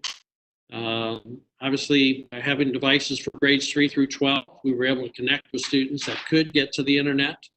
Our instructional technology team, really the team consists of 3 individuals, did a great job pulling together professional development, pulling together resources, providing training for staff, all those types of things. Our technology support team, which is traditionally our techs that are actually ESP employees. All of our ESP employees during this time have actually been at home on what I would call stay home pay. So we relied heavily on administrators in the technology department to keep questions answered for parents, fix devices, repair devices, exchange devices out at the school level, so to communicate with teachers on any issues they might be having. Connectivity, we've seen about 70% connectivity, 75% connectivity in Washington County. I think, again, we trailed the state, because statewide I've seen numbers as high as 85% connectivity. So that's been a little bit of a challenge, although we have had as high as 86% of our students at one time or another connect to us, either by their own connectivity at home or through other free internet sites, including our own. We've spent, I think, about $26,000 pushing hotspots out into all of our schools if they didn't have a good spot outside the building, stadium, those types of areas. We've created signage where students can go and make sure that they have a good connectivity if they want to upload and download assignments or participate there on site. Also, learning packets I'll talk about in just a minute, but they were a key part of our equitable access to all of our students as well. So key stakeholder, obviously, in what we were trying to do, they very quickly, as Dr. Hanlon pointed out, overnight adapted their instructional delivery. We provided a great deal of support to students, so we kind of gathered up all those teachers that didn't have significant teaching load or may not have had a teaching load at all to help support students, our EL students, or special ed students, students involved in interventions. We're often supported by other classroom teachers who didn't have maybe an assigned classroom to them. Our teachers did a great job at testing tutorials, similar again to Wycomico. Our technology team put together a lot of tutorials for people to watch, listen to study, to observe. Again, expectation was the teachers minimally participated in at least one synchronous assignment a week, so they would be online with their students generally for about an hour, depending on the grade level. The most successful classrooms that I've witnessed so far are those that have engaged far more than one time a week. So I've had the opportunity to jump on, I would say, over 200 times at this point. I'm frequently invited by teachers to stop in their classroom. I don't have the opportunity to watch the whole lesson, but I try to spend 5 or 10 minutes. Teachers are doing an amazing job. I can't thank them enough for their hard work and how quickly they've adapted to everything. I can say from our early learners, while we are 3 through grade 12 one-to-one device, we have provided a lot of devices to our younger learners. And obviously they have connected online with devices they have at home. And we've continued, in addition to packets for our youngest learners, we provided direct online services as well. It is very challenging to watch pre-K, K1, even sometimes grade 2, with the kids with their blankets or teddy bears. They have the camera in front of them rolling around. You see the ceiling for a minute. It kind of, passes around different things. Pretty quickly after 10 or 15 minutes, you've lost attention there for a lot of our youngest learners. So we're challenged by that. And we have some thoughts I'll share in just a minute about how we might address that in the fall. We're back into this. Again, the teachers have grown tremendously. I'm sure the state board members have grown in ways that you never imagined through your own distance learning here with meetings. Teachers have used a wide variety of resources, while Google is really how we pass our paperwork back and forth, and Zoom is the resource that we've used to connect directly with our students. As far as virtually, there's a whole host of other technology uses that we've had.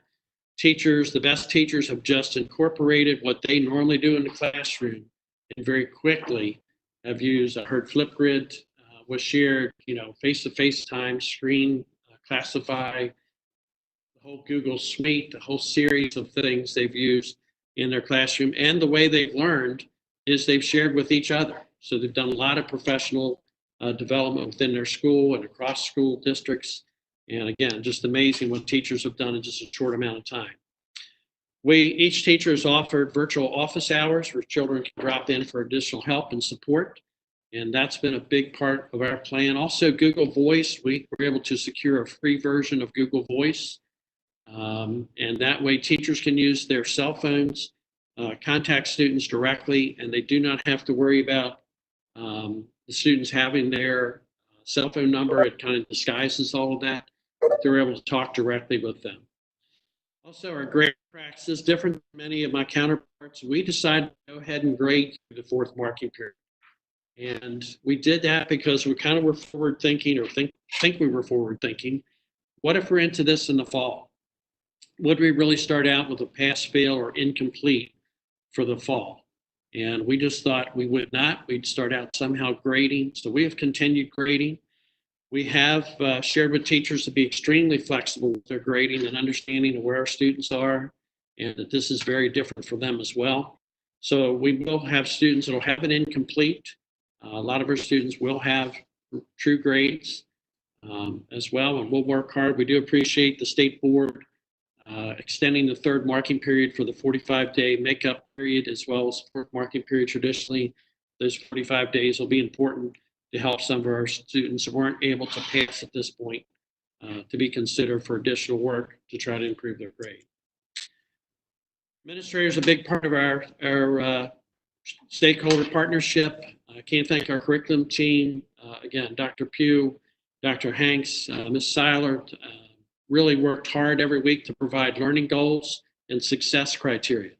That is what helped guide and direct our core instruction. And we wanted to do that so we're sure what was being covered each week. We might have an idea of what needed to be recovered in the summer, how we might accelerate learning in the fall, where we would pick back up and be able to keep moving forward. Teachers requested, and again, the same team provided 5-day learning plans in our core areas, as well as resources that were available to teachers. Rather than them having to search out resources to match some of the instructional pieces, we provided some resources that teachers were able to use.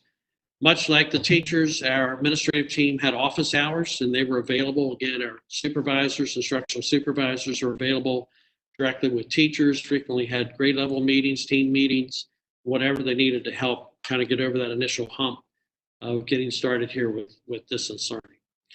One thing, again, different for Washington County, from the first day, principals have been in their building. Even though we had to stay in order, we are an essential function, and we've had principals be in their building every day. That's helped really create that continuity, that we are open for business. We are providing, some of instruction, and they were kind of our conduit for exchanging iPads were broken, those types of things, help support their teams. Obviously had staff meetings, CFIP meetings, all those types of things directly from their families. Again, I mentioned them earlier. Huge part of any success story is going to be the families. So that supported home, I just can't express enough. That is the difference maker in whether a student had a great opportunity to learn, short of the child being old enough, responsible enough, motivated enough to drive their own learning. Parent support was huge in the success of our children. Parents had access, again, to the second part of our distance learning website through tutorials. They could learn about Zoom. They could learn about various things that their children were working on, as well as learn a little bit about the curriculum. They could send in work tickets to have the iPad or the Chromebook of their child repaired. And then certainly I received a lot of feedback from parents. So my nightly ritual is responding individually, personalized messages back to parents, sometimes back to teachers, staff, whoever else, but particularly parents and students, and particularly seniors at this point, a lot of feedback. Learning, I mentioned earlier, we did provide learning packets, grades pre-K through 12. What we really did for pre-K through 2, which I think is unique, we mailed home to all of our students pre-K through 2 learning packets every week. We started off with a great number of manipulatives, paper manipulatives the students could cut out, numbers, letters, the alphabet, sight words, all those types of things, pie charts, things that they could use in various classes. We produce the packets not only in English, but also in Spanish, particularly for directions for the parents to help their children, trying to get the children to respond in English. We have spent about $125,000 at this point just in postage for mailing our pre-K through 2 packets. Again, we made the other packets available grades 3 through 12. Most of them are available right at the school site, or all available at the school site. Again, the importance of having that principal there to help distribute. And we collected packets, and we'd allow 72 hours before we touch the packets. Only the principal ever touched the packets. They scanned them into the equivalent of a copier or took pictures of them and sent them directly to the teachers for grading. So some suggestions for improvement. We think about what we would do. Again, we have to continue to work on internet access. That is still the best way, better than the packets, particularly for our older students, to access distance learning. Parent support, we want to continue to have classes for parents, encourage them to do best practices like schedule your child with what their learning schedule will look like for the day. You know, it's kind of that whole thing of try to get your child's homework done before they have any free time, whatever, type learning lessons for our parents. Focus on evidence of learning. Dr. Hardings, you asked earlier about what can the state board do. I don't know that I have the answer to that question either, but this has to be real. And the learning outcomes, the goals that we expect children to achieve, if we're going to do this in the fall from the start, this has to be very real. I read the words crisis distance learning today in an article that was on ASD Briefs. That is really what the whole nation did here in the spring, was crisis distance learning. What we need to do in the fall is real distance learning, if that's how it's going to be. And it's got to have evidence of learning for the children. There has to be a level of accountability, and that's why we continue with grades. There's also got to be a level of accountability for systems. We will do things very differently across Maryland if we're held accountable. I say that somewhat reluctantly because I can't imagine we'll have tremendous pass rates on any of the things that are happening, but it is important that we're held accountable as school systems. And then continuous feedback is always going to be a big part of how we're going to improve. Some quick lessons we've learned. We need to modify our curriculum for year-long learning. So the work that Dr. Hanks and Ms. Seiler, Dr. Pugh, others have done in the short term, we'd have to do that, map that out for the year. Have to sustain support for our teachers. So there's 5-day guiding lessons, there's resources, even emotional support for the teachers, because everybody grows weary of this after a while, especially if you're maintaining life at home with children that are also trying to do distance learning. I firmly believe we need to increase the frequency of our virtual class time. We set a minimum of one time. Again, I shared earlier, those teachers that were on every day, probably the most successful that I saw as the opportunity to drop into classes. We need to schedule a lot more individual and small group lessons, particularly for our youngest students. I think I'm going to suggest to our pre-K teachers, rather than trying to teach 15 or 18 kids at a time, teach 2 at a time, which might mean a longer day for them, short periods of time with only 1 or 2 learners. We need to continue with the non-digital options, so we need to continue to enhance our learning packets and make them available. Communication, again, will continue to be important. And recognizing we're essential personnel. So again, central office staff came back to work last week. All administrators came back to work last week. Principals have been in the building the entire time. I've been here at the central office the entire time. I invited senior staff to stay home, work from home, but I've had to say the majority of the time, they've been here every day. I know it'd be a great challenge for our teachers to deal with daycare and some things like that. That's why opening daycares will be essential if we're still doing distance learning. We might have to provide daycare for our teachers, but I think we really need to recognize our teachers particularly are essential personnel, and we need them available to work with our children in a much greater way than we've been able to do currently. I just want to mention a COVID-19 task force early on in the process, even before the Maryland recovery plan was thought of or put together. I won't say thought of, put together at this point. I tasked Dr. Bishop, our deputy superintendent, to take on the role of, let's review what we're doing right here in the spring. How do we make it the very best experience we can to the last day of school? What can we do with a kind of recovery, retained learning plan for the summer? What might that look like? We're hoping that we might get some face-to-face time, but So far, that doesn't appear that that's going to be possible. So how do we make it the best experience possible? How do we change it from what we've done in the past? And then what does that reentry plan look like? And particularly our acceleration plan to accelerate learning, get us back on track, whether it's face-to-face, a combination of things, or whatever that might look like. And with that, I know your time's running short, but I'd be glad to respond to any questions I can.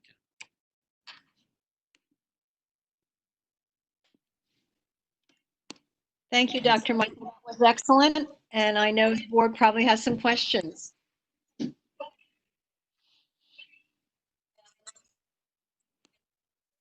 Ms. Morrow? So this is just a really quick comment, more than a question, but I was really pleased to hear about the comments that you made about parents and specifically about providing more support and classes to the parents going forward. So I like hearing that, and I'm glad that our counties are looking at that as well.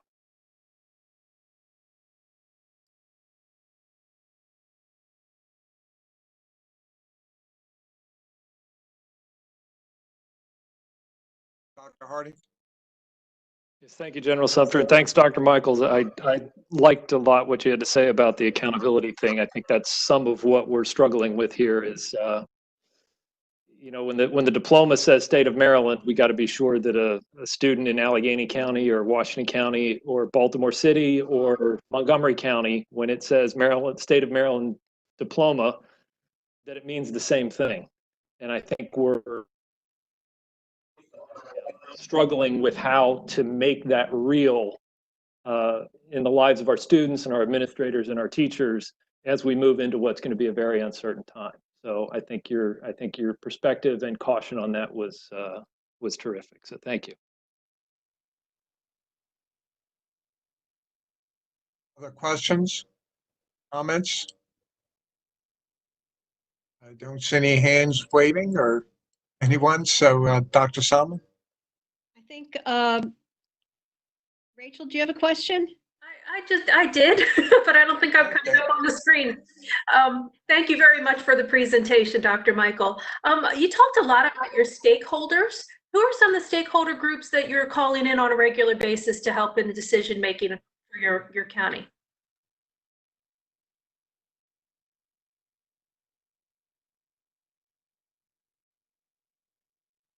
I think you're muted.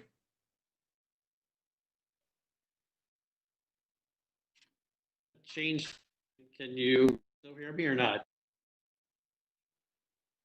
You're back now. Thank you. Okay, I didn't type, so I should be. I'm sorry. Yeah, our curriculum team has probably been our biggest stakeholder that we have here, that we have a lot of contact with, talk to every week. They're hearing directly from teachers every day. We had 2 principal meetings a week. We have backed that down to 1, but we would have an elementary and a secondary principal meeting on Tuesday and Thursday. So we got a lot of feedback from the principals because they were hearing directly from students, from teachers, from parents. So we're using that as our feedback mechanism. We had a survey site up. It wasn't well populated or responded to, but we did have a survey site up where people can directly contact us. I would say email was a big feedback. I'm telling you, a nightly ritual for me was a couple hours a night just responding to evening emails that were coming in from students and parents. I don't know if that answered the question or not. Yeah, mostly. Do you have any like outside groups that are talking to you, the people that aren't directly involved in instruction? Well, we heard from people that wanted to get their packet in Spanish and some outreach from some of our communities that we weren't reaching. And we realized partway through the process, a couple weeks in, oh my goodness, we need to provide our packets in Spanish, those types of things. You know, again, had a lot of contact with the Chamber of Commerce, our greater Hagerstown community, some of those organizations. We try to participate in some of what they're doing from a business standpoint and working with things. We've obviously had a lot of contact with our local hospital and health department trying to keep up on things. I shared with Dr. Salmon, we kind of had a little project. Meredith was in great need of face shields. This goes back 7 or 8 weeks ago. And we had enough 3D printers. We pulled together about 37 3D printers, and we printed almost 7,000 face shields for the local hospital. So we got a little feedback on that. It's not instructionally driven, but it was something kind of a good community effort. We had volunteers that came in, and we ran the 3D print shop there at Tech High for about 17 hours, 18 hours a day. Wow, nice initiative. Thank you very much.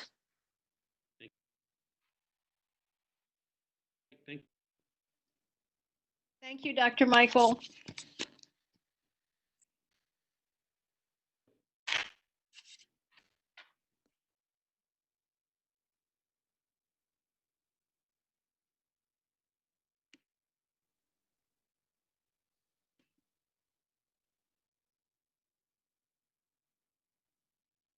I think you're muted, General.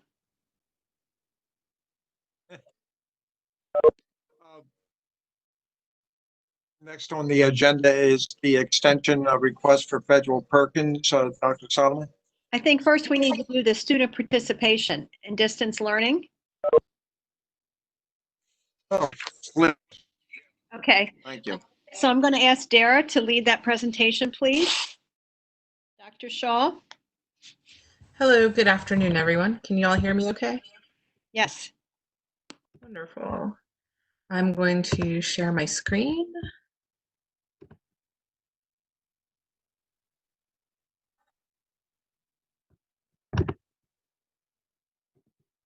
Is that up for everybody?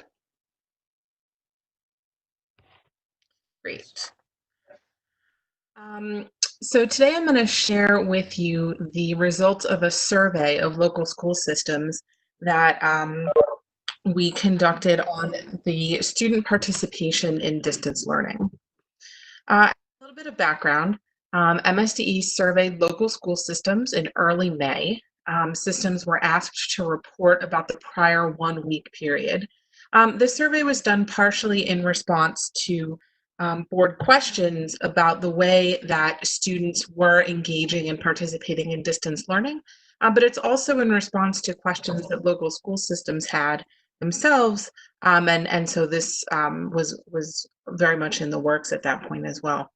The survey asked local school systems about student access and participation and engagement with distance learning, whether that took the form of online distance learning, distance learning packets. We also asked school systems about students that they have not been able to contact and students who they perhaps have been able to contact or have not been able to contact, but who are not participating in distance learning for whatever reason. Before I get into some results, I want to put a caveat here that usually when I come to present to you, the data that I present to you is very precise. I can tell you with exact certainty what each data point is, what each data point means, how it was calculated, where it came from. In this case, though, you just heard from 2 school systems about their continuity of learning plans. And even within those 2 school systems, the way that students and teachers participate in distance learning is very different.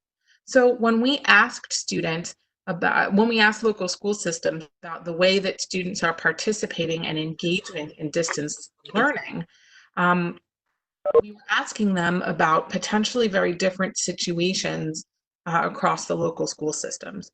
Normally, when I present to you something like student attendance, we have a very strict and statewide definition of what it means to attend school.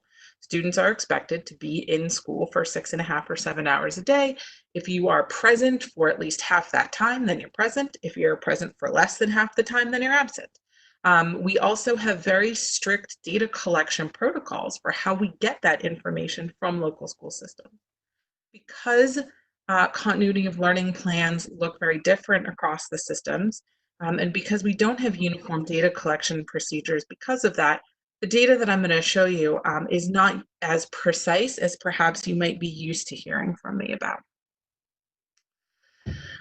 So the first question that we ask local school systems was about connectivity for online learning.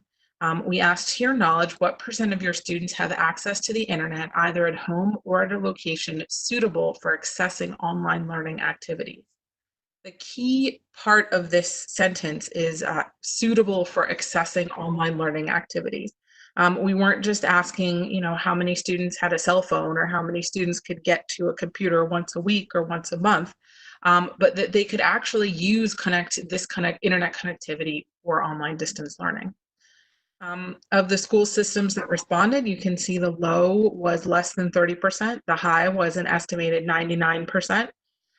In summary, 3 systems had less than 50% of their students had connectivity suitable for online learning activities. 1 system was between 50 and 80%. 7 systems between 80 and 90, and 13 systems reported 90% or more. So you see a wide range. And systems with high connectivity percentages tended to combine a variety of strategies for getting students connected.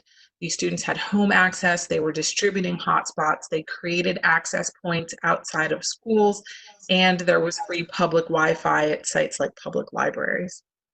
Can I just ask a quick question? Is that possible? Sure. Steiner, is there a reason why you decided not to identify the districts? And assuming as there must be a good answer to that question, whether the districts, if we saw them identified, we could link to these findings by SES. In other words, the more impoverished districts would be those with lower rates of availability of suitable online access to learning. Sure, it's a great question. It's not a deliberate omission from this slideshow, just in the interest of brevity. We couldn't have a list of 24 systems in every single slide, but if we have not done so already, I'm not sure what's happened behind the scenes. I can talk with Dr. Salmon or others about distributing to the board, or making available in some form the raw data for this. We already have done that, Dara. Okay, great. That's what I thought, but I wasn't sure. We included all the raw data for the board. Okay. Right. I'm asking for the audience, right? Has that information been made public? Oh, I understand. No, the raw data has been provided to the board only at this point. Only because when we surveyed the local school systems, they provided we explained the intent of the survey was aggregate data collection.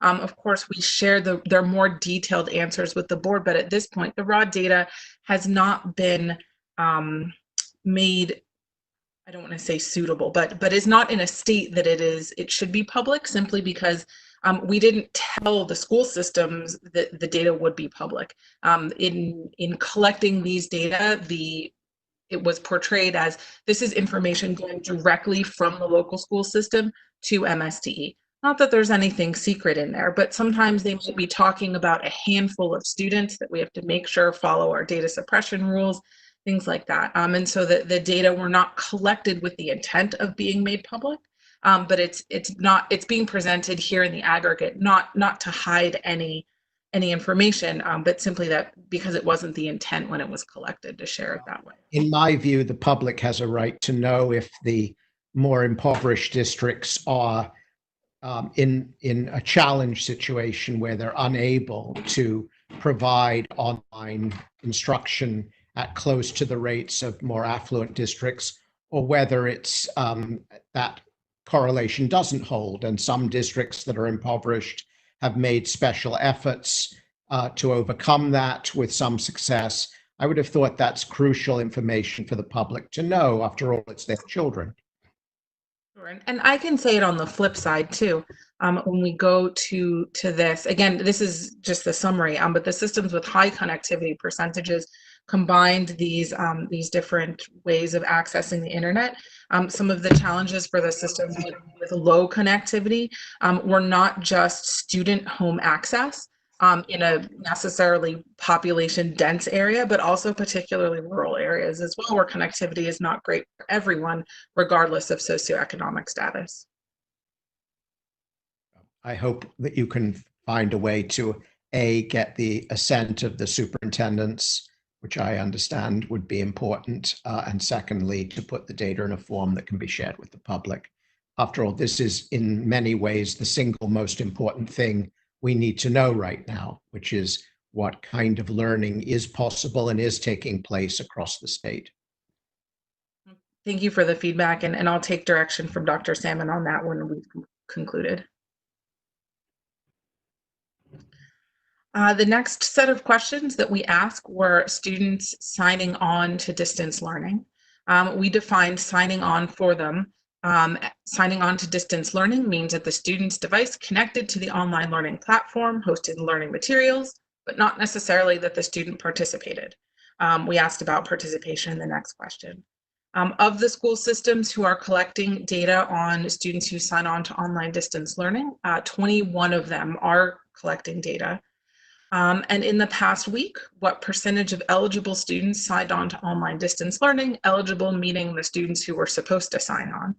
If you're not using online distance learning for, say, your kindergartners, then kindergartners wouldn't be included here.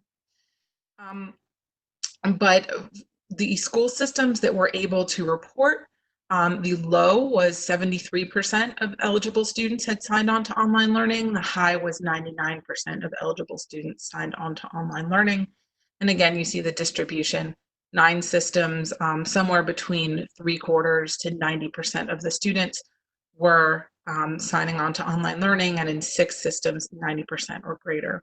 And I want to draw attention to the fact that while data on student sign-ons is being collected in 21 systems, 15 systems were able to answer this question about percentages exactly as it was written.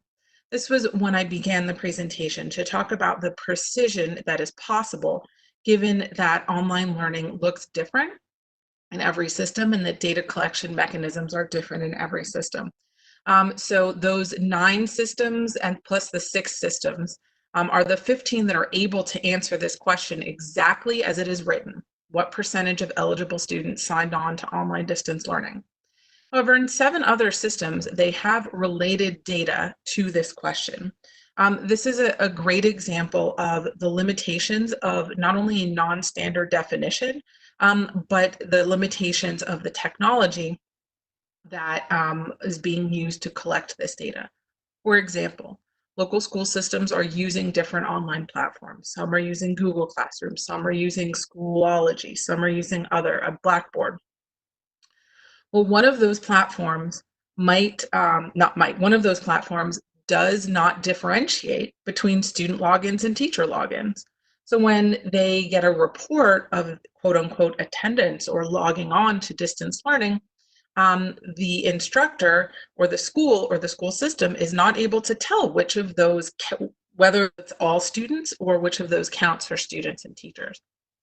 Another platform does not log unique logins, but rather logs all logins. So a teacher gets a report that says you had 15 logins, quote, for this class session. But because of the way the platform is designed, the teacher does not know if those logins are the same student logging in and out 15 times because they got booted, but it's really only one student there, or if it's 15 unique students. So in these cases, the way that the data are being collected is limited by the way that the online platforms are collecting and reporting the data. Now, there also are school systems that are working with the platform vendors to better understand the data provided. If you tell me that there were 15 sign-ons, does that mean that it was 15 unique students, or could it be, again, one student logging in and out 15 times? But for the systems who are unable to report this data point, those 7 systems that have other data but could not answer this question exactly as it is written, some of the feedback we received as to why they couldn't answer this question. Again, the learning management system is reporting data in a different way than the question asked. Sometimes sign-on data is being collected at the teacher level, but is not being reported centrally. And again, this survey was of local school system central offices. We did not ask the teachers. Now, I will take a step back to say that you heard, again, 2 continuity of learning plans. MSD at this point has looked at all of the continuity of learning plans. And every single school system is monitoring student participation in distance learning in some way. But again, this is where I go back to the lack of precision, because this is a survey, it's not a standard data collection, is that they are school systems and teachers and schools are very, very carefully monitoring these things. But if they aren't collecting data in exactly the way that we asked them to report it by this survey, then they're unable to provide a data point that I can share with you today. Next, we asked about student engagement with online distance learning, meaning broadly that a student participates or interacts with online distance learning after signing on. 22 school systems are collecting data and 2 are not. We asked in the past week what percentage of your students engaged with online distance learning. The low was 73%, the high was 94%. 8 systems, something like 3/4 to 90%, 3 systems, 90% or more. And again, those 10 systems that have other data about student engagement in online distance learning are tracking it in some other way very carefully, but they just can't answer this question exactly as it was written. Again, in some systems, the data is being collected at the classroom or school level only. You heard that teachers are very carefully maintaining their digital grade books, making sure that students are receiving credit for the work that they are doing. But if you think about it in a traditional school year, those grade books usually stay with teachers or with schools. They are not reported centrally.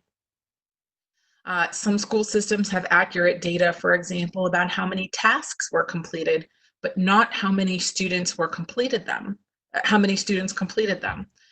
Some school systems are able to ask their teachers, are your students engaged with, are your students completing the assignments? But they did not ask whether they completed it online or packet. And again, because this question asked specifically about online, they couldn't answer the question. Finally, we asked school systems what their definition of engagement was, because again, each system's continuity of learning plan is different.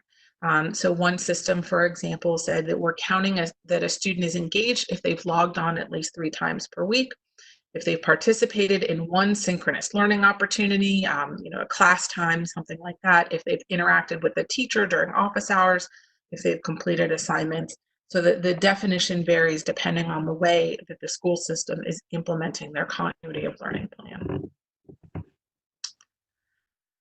Next, we asked about receipt of distance learning packets. The packet meaning the packet of instructional materials that is printed for students and can be picked up or delivered, or something that can be downloaded from a school system or other website. And again, eligible students means only the students who are intended to get a paper packet. We asked in the past week what percentage of eligible students received at least one distance learning packet, between 94 and 100%. 14 systems were able to answer the question exactly as it was written. 10 school systems had other data.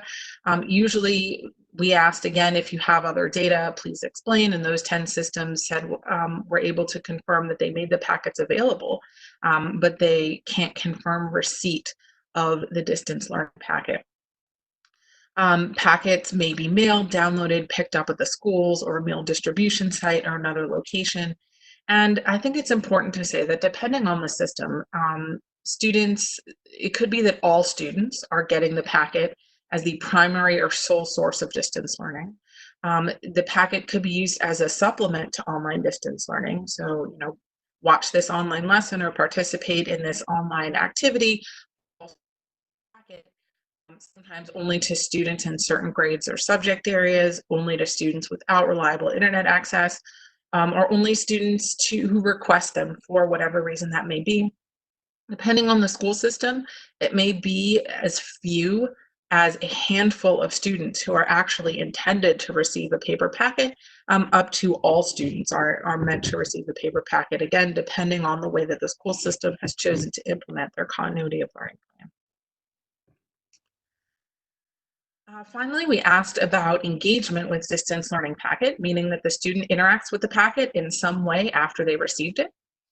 18 school systems are collecting data on this. The no, that 6 systems that are not collecting data on engagement with student learning packets. These are the school systems where the packet, or only a very small number of students are receiving the distance learning packet. They're not the school systems where the packet is the primary mode of instruction for all or some students. In the past week, what percentage of students engaged with that distance learning packet? Between 69 and 99%. But only 7 systems were able to report this data exactly as the question was worded. 11 systems are collecting data about engagement with distance learning packets, but could not report on this data point. Most systems are measuring student engagement with the packets via uploaded photos or scans, or by counting teacher discussions. But in those systems who can't report the data as was requested, sometimes the data is being collected at the teacher or school level, but not reported centrally. Again, similar to the online learning point, where teachers are maintaining very carefully their own grade books. That information is not being reported centrally. And finally, some systems are only using packets for students without reliable internet. So those students are also struggling to send evidence of engagement back to their teachers. The last set of questions that we asked were about non-contact and non-participation. Since your school system implemented its continuity of learning plan, what percentage of your students and or families have not been contacted, even if you've tried? I think it's very important to know that all of the school systems indicated that they have attempted to contact all students multiple times. The low on this was 0. Some school systems are confident that they have at least been able to contact all of their students. The high, 8.5%. And then 7 systems are something between 1 and 5%.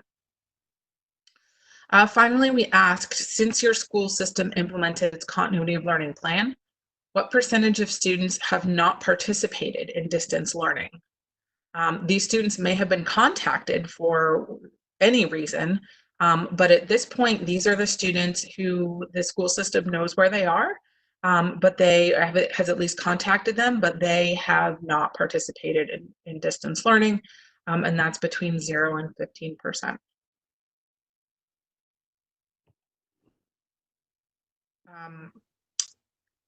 Thank you for letting us share this data with you, and I can take questions.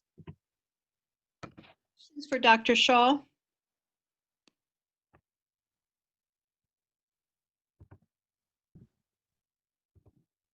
Any questions? Oh, Ms. Morrow. So I have one question. I'm not sure if this is so much for Dr. Shaw or for Dr. Salmon. Moving forward, are we going to have a more standardized fashion to collect this information if the fall is still some hybrid of in-person and distance learning? Yes, but I'm not, I want to be very careful about my comments about the fall because it seems to elicit a lot of emails from the public. So I really don't want to make any definitive statements about what we're doing in the fall because I hope we're going back to school. Certainly if we are going to continue this, we will try to strategize on how we can get more continuity to look at what school systems are doing. And, obviously, but I want to make it very clear that I'm not making a comment about distance learning in the fall. Thank you. Understand. I just want to make sure that if I recognize there's a lot of questions in this presentation, that some way that we can standardize and have better data perhaps moving forward. So.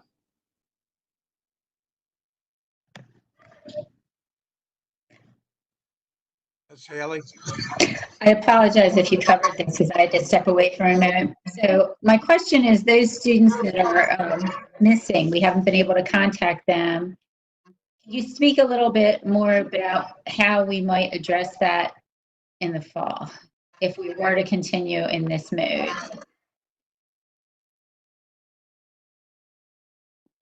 Well, I guess I would have to have another conversation with superintendents, but I know that they were doing things like having the police check on houses to see if people were there or if they'd moved. A lot of people have moved during this time for one reason or another. And we do keep track. We have a whole section in our department that deals with homeless students. So I know they are very actively engaged with local systems over these issues about where these students are.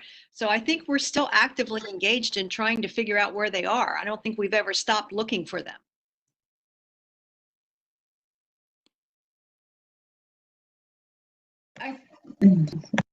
Oh, I thought the report was extremely interesting, and I thank the department for sharing it. And I thought this point in terms of students who were looking for and the data about internet access and how the districts were looking at that in terms of participation was really eye-opening. And I hope we continue to see more of that type of information so that we can, from a policy point of view, think.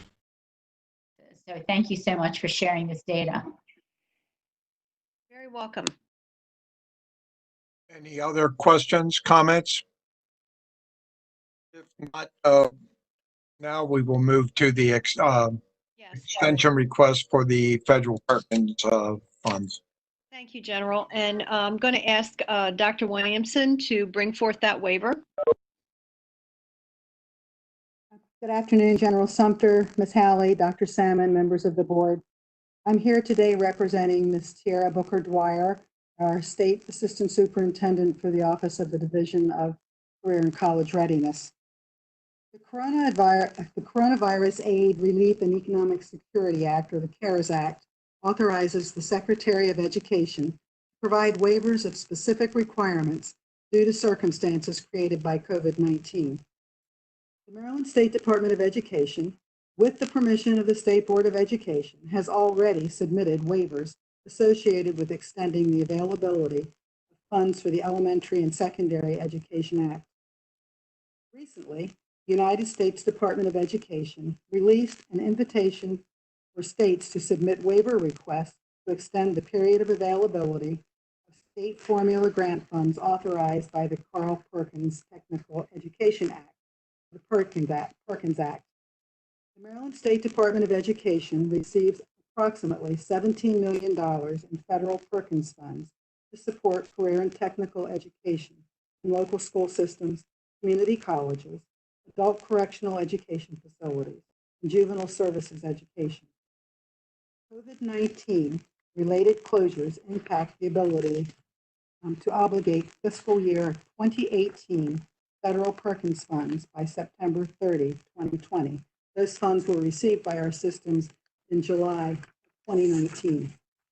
We would like to request a waiver from the U.S. Department of Education to extend the availability of Perkins funds to September 30 of 2021. It's being requested that the State Board of Education grant permission to submit this waiver request to the U.S. Department of Education.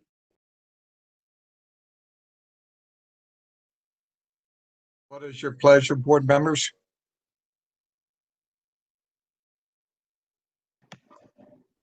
I move approval. Jean Halley. Second, Lori Moore. A motion and a second. Further discussion? Hearing none, we'll call for the vote, but I'd like to ask Mr. Sean if I can see who is on the call. Would it be possible to speed the process up to ask for those that are aye and then ask for any no's and abstentions? Because I see we have 11 board members on the call right now. Would that be acceptable, or should we continue with by name roll call? If you can see who is voting, General, then you should be fine if you're doing hand raises. But as long as we can understand and see who is voting in favor and who is voting against, you should be okay. What I'm using is a list of the people that are on the call that are board members. And Would that suffice? Yes, it would, as long as you have a quorum of your membership. And I'm sorry, I'm hearing feedback. I don't know if it's from me or not. We have 11 board members. Correct. You have a quorum, and so you would need 8 in order to pass any motion. All right, then what I'd like to do is, I would like to ask for the aye and everybody unmute, and aye if you are so imposed. All those in favor say aye. Aye. Aye. Aye. Aye. Ramel Green.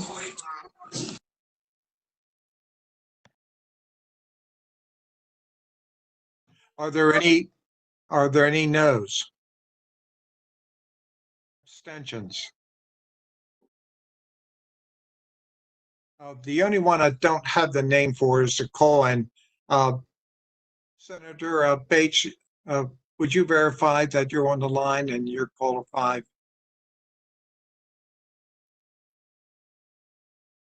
You hear me?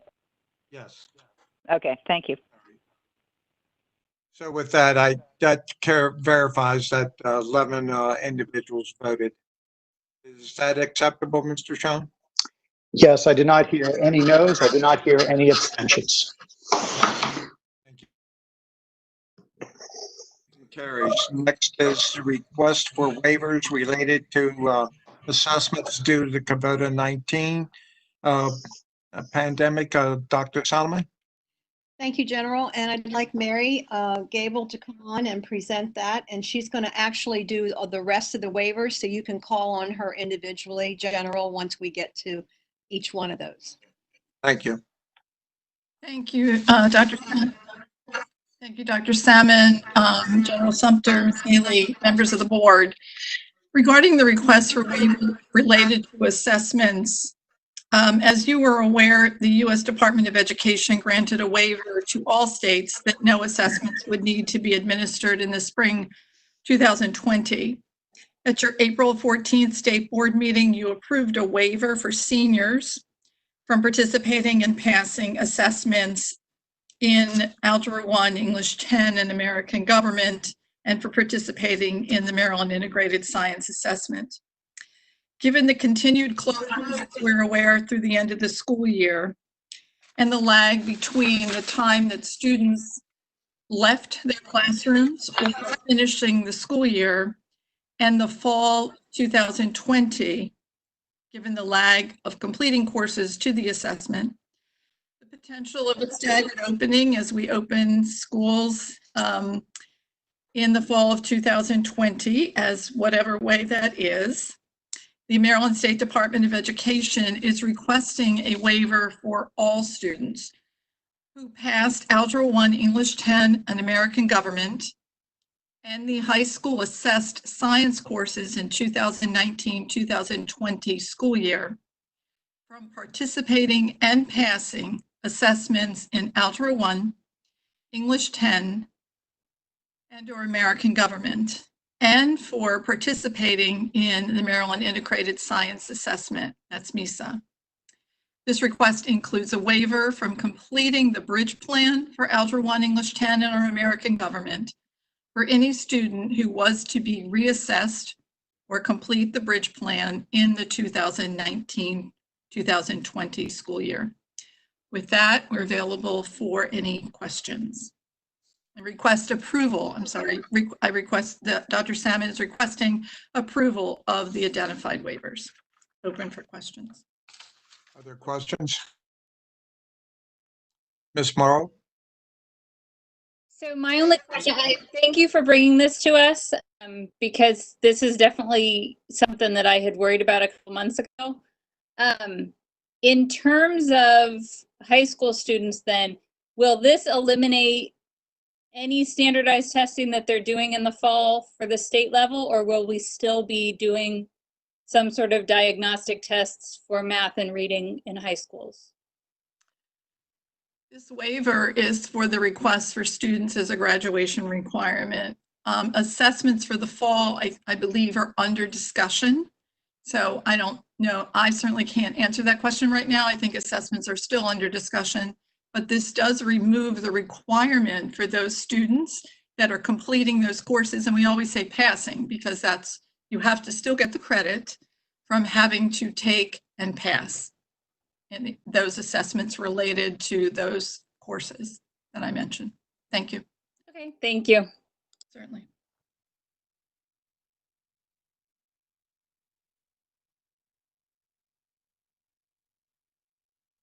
Any other questions? If not, do we have a motion? This is Lori Morrow. I'll make a motion that we approve the waiver as requested. Second? Second, Rachel McCusker. I second. And Ms. McCusker, second the motion. Hearing no other discussion, all those in favor on mute, say aye. Aye. Aye. Aye. Aye. Any noes? Abstentions? Mr. Schoen? This is Elliot Schoen. You actually have 13 members on board. Only one member is not on board.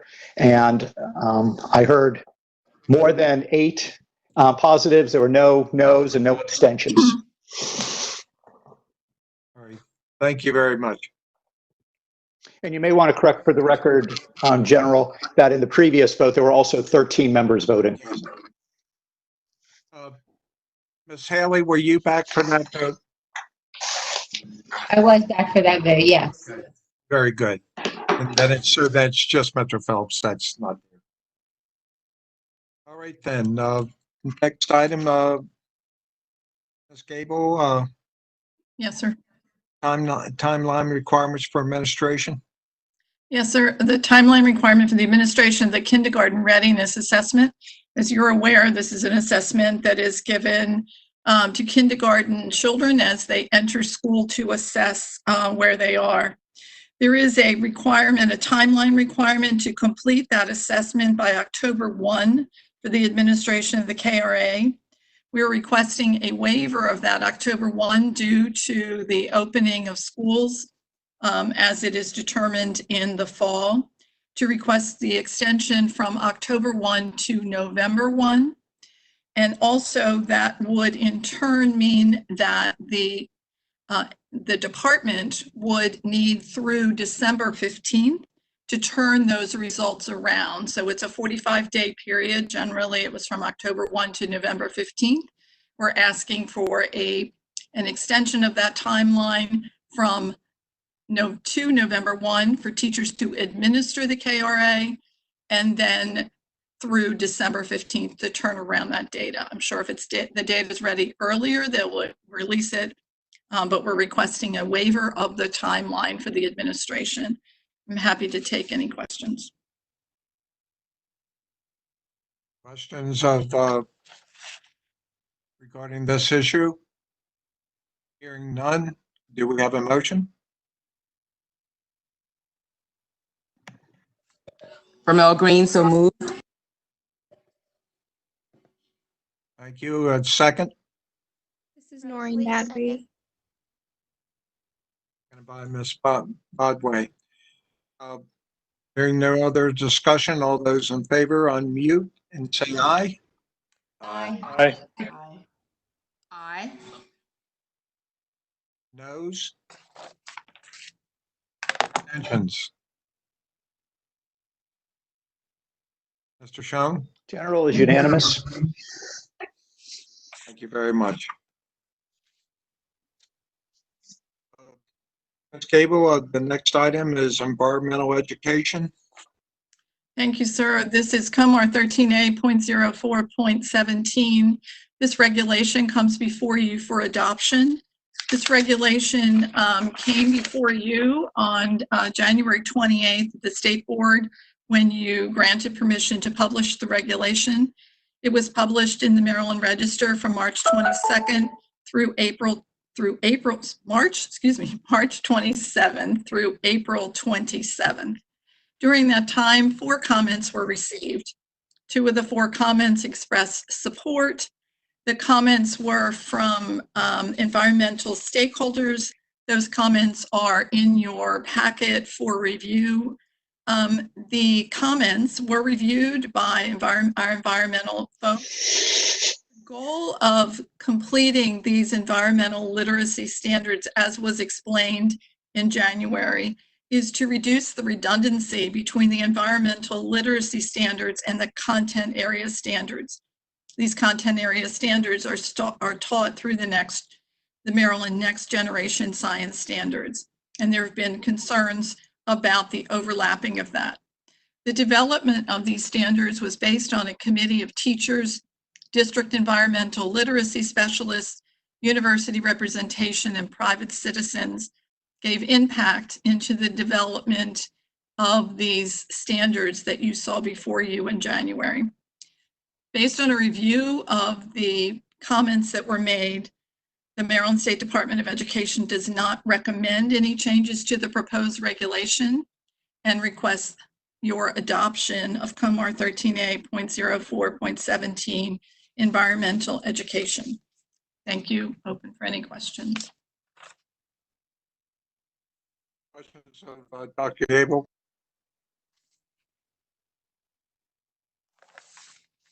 Dr. Hardings? Yes, just one quick question. It says, it talks in the cover sheet about about using the grade band framework. I presume means that there are standards that will be, they're expected to be taught over a certain band of grades, not dictating a specific year. Specifically at high school, they would be taught in particular courses. At grade band then would be for middle school, grade band at elementary school, depending as it aligned with the content. Okay, that won't cause us any trouble with assessments in terms of what year students are being assessed on the MISA or other exams if in one school it's taught in 7th grade and in another school it's taught in 8th grade or 6th grade or something of that sort in the band? I think Bruce Lesh, when he came before you with discussion about the standards and the new decisions regarding courses, I think that he would say that it would be aligned and that there would not be a problem with the assessments that you have coming forward with MISA. Thank you. Certainly.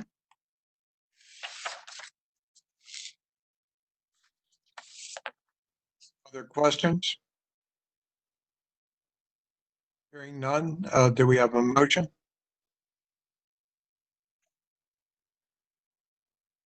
So moved. That was Dr. McCarthy? Correct. Yes. Second? I'll second. Rachel Custer. Motion made to second. Hearing no further discussion, all those in favor unmute and say aye. Aye. Aye. Aye. Aye. Opposed? Abstentions? It was unanimous, General. You had no noes, no abstentions, and and you had a majority of yes votes. Very good. The motion carries. Next item, Dr. Gable, is lawful absence. Thank you, General. This is COMAR 13A.08.01.03. Lawful absence, as you mentioned, is coming before you also for adoption. This regulation is related to 2017 legislature, which brought forth a bill allowing student absences due to pregnancy and parenting-related conditions to be counted as lawful absences. The information in the legislation is specific to request that pregnancy and pregnancy-related be coded as a legal absence. We brought this regulation for you in December, granted permission to publish at the December 3rd. I see a typo there, which I didn't see before, which should be 2019. I apologize, we can fix that. The regulation was published in the Maryland Register from March 27, 2020 to April 27, 2020. The Maryland State Department received no public comments during the public comment period. I want to note that the language that was in this statute can be found, one, in the regulation that that's being brought before you for lawful absence and the adoption of the language. There is also language in the Maryland Student Records Manual that gives additional information to local school systems regarding absences and the coding of absences and the number of days absent. So that information also came to you in a previous, just last month, that was incorporated by reference in the new Student Records Manual. We bring before you this regulation and request adoption. Happy to answer any questions. Questions of Dr. Gable? Ms. McCusker? Not so much a question, but I think possibly a typo in the executive summary. It says that the state board reviewed the regulation and granted permission to publish at the December 3rd, 2020 meeting. That should be 2019, right? Yes, it should. Yes, Okay. thank you for that. I appreciate it. Other comments, questions? None. Do we have a motion? This is Chip DeShiel, and I move approval of the regulation. Thank you. Second. Was that Dr. McCarthy? Thank you. Unmute. All those in favor say aye. Aye. Aye. Aye. Aye. Opposed? Abstentions? Mr. Schoen? The vote was unanimous, General. Thank you very much. Motion carries. Next is the emergency plans. Gable. Yes, thank you, General. This is COMAR 13A.02.02.03 to 04. Emergency plan. This regulation is before you for adoption. This regulation also came as action of the General Assembly in 2018 in the Maryland Safe to Learn Act to ensure that the emergency planning guidelines for local school systems and schools were updated based on safety evaluations. That document was updated. That was incorporated by reference, which we shared with you when we brought this regulation before you. It was brought before you on January 28th, 2020. It was published in the Maryland Register from April 10th, 2020 to May 11th, 2020. During the comment period, we received one comment that was from Dr. Maria Navarro, Chief Academic Officer in Montgomery County. And her comment, which you have in the packet, was that it was consistent with best practices and current Montgomery County protocols. With that, we request adoption of the amendment to COMAR 13A.02.02.03.04 emergency plans. Thank you. I'm open for questions. Questions? Hearing none, do we have a motion? This is Chip DeShiel. I move adoption of the regulation. Second.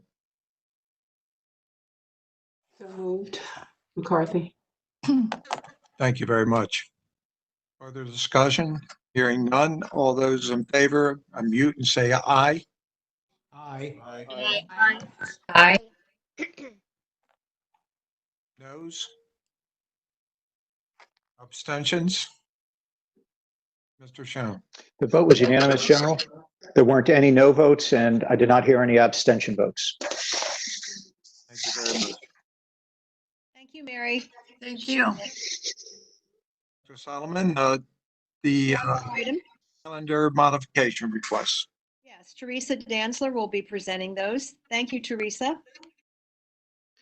Good afternoon, Mr. Board. Today we have 17 calendar modification items for your consideration. The following local school systems are requesting to open school on June 2nd, primary election day, as a school closure makeup day. Allegheny, Anne Arundel, Baltimore County, Carroll, Cecil, Frederick, Garrett, Hartford, Howard, Montgomery, Prince George's, Somerset, Washington, Wycomico, and the Seed School of Maryland. Queen Anne's County Public Schools is requesting to open school retroactively on May 25th, 2020, Memorial Day, and to open schools on June 2nd, 2020, primary election day, as school closure makeup days. The 2 days are required holidays according to statute, but the state board has the authority to permit schools to open. For the 2019-2020 school year, the Frederick County Board of Education is asking for a 12-day waiver of the 180-day instructional requirement. The basis of the request from the Frederick County Board of Education is the school system transition to a distant learning environment during the novel coronavirus school building closures, making June 5th, 2020, the last day of school. To be eligible for a waiver of the required number of days in a school year, a local board must demonstrate that the school system made efforts to comply with the 180-day instructional requirement, which is detailed in the Maryland Code of Regulations 13A 020104D, and was unable to do so. In addition, with this request, the state superintendent received a letter dated May 13th, 2020 from Frederick County Public Schools asking for a 5-day waiver of the 180-day instructional requirement and to open school on primary election day. I'll be happy to answer any questions.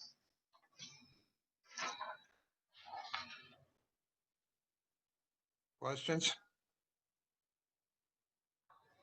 Hearing none, do we have a motion? Ms. Cusker?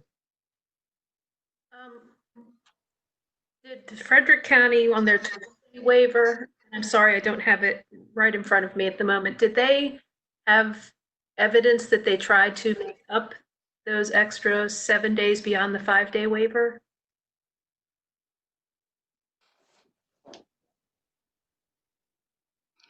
Do you want me to answer, Dr. Salmon? I'm so sorry, Teresa. I was looking at you, but I wasn't communicating.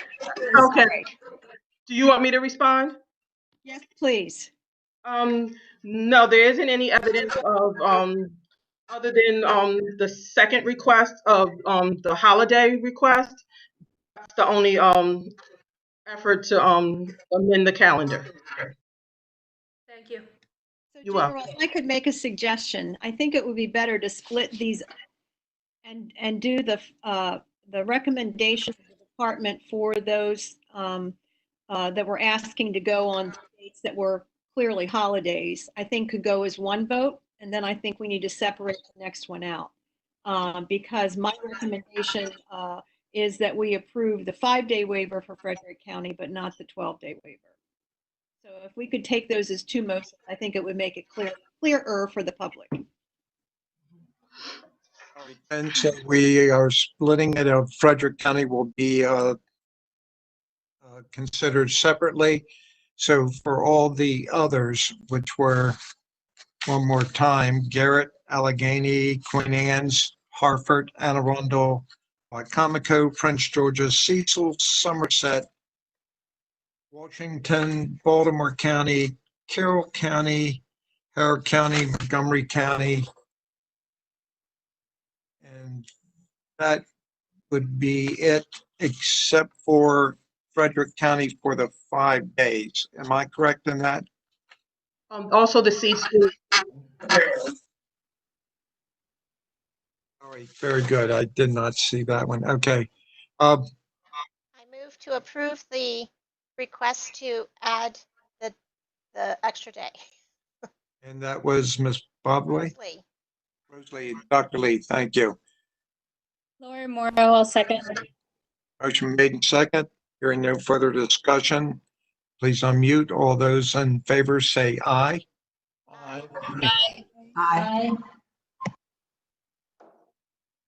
Any opposed? Mr. Schoen? On the first vote, it is unanimous with no noes and no abstentions. Great, thank you. I have a question. Was Queen Anne's considered part of that vote? I did read that. Yes. The other was for Frederick County. For the additional, what was it, 7 days? No, 5 days. 5 days. Recommendation. 5 days. Right. For that one, do we have a motion?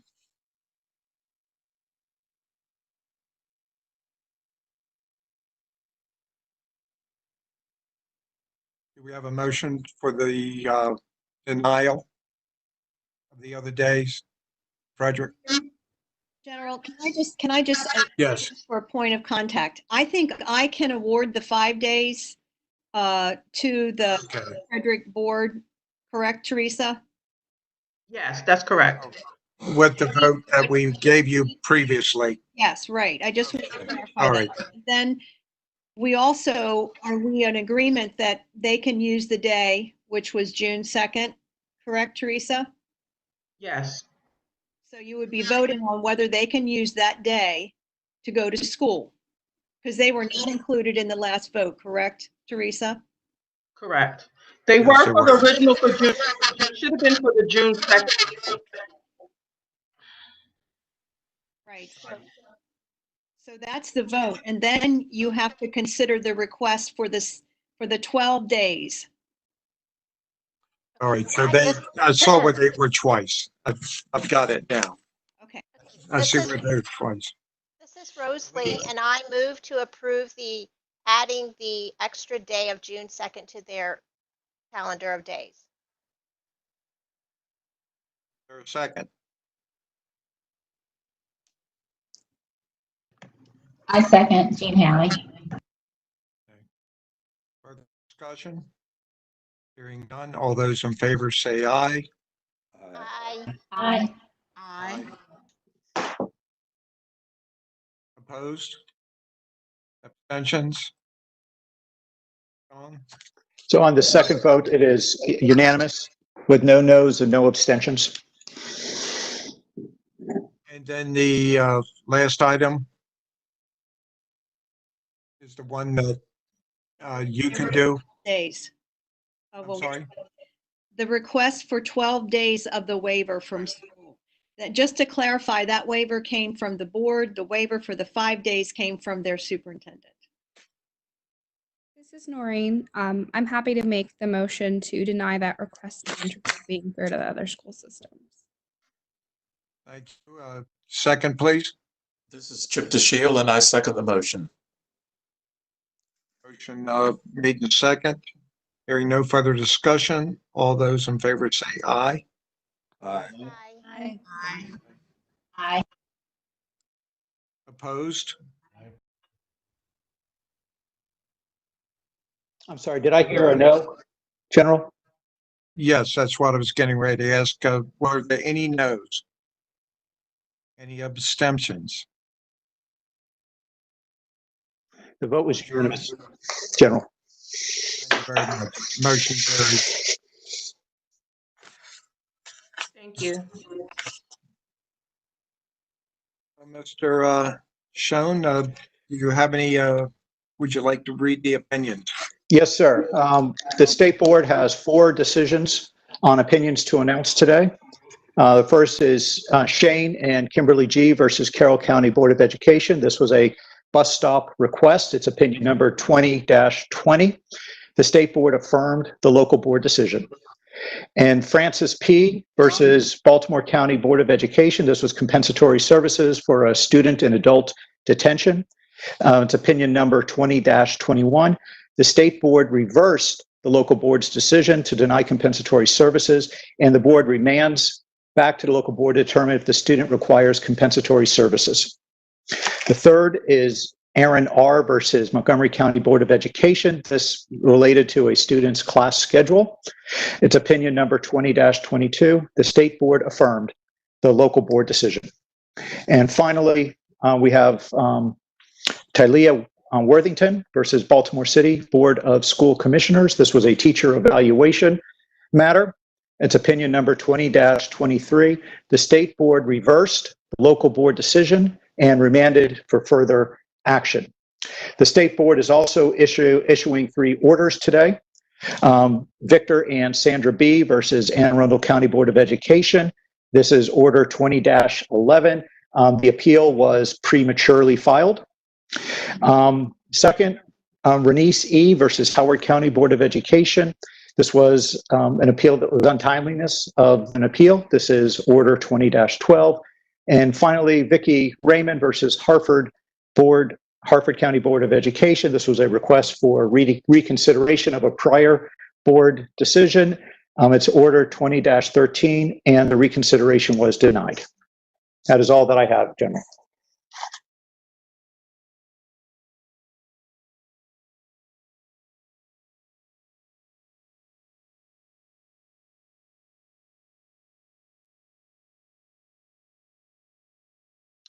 General, you're still muted. Thank you. We have come to the point of adjournment. Do we have a motion for adjourning?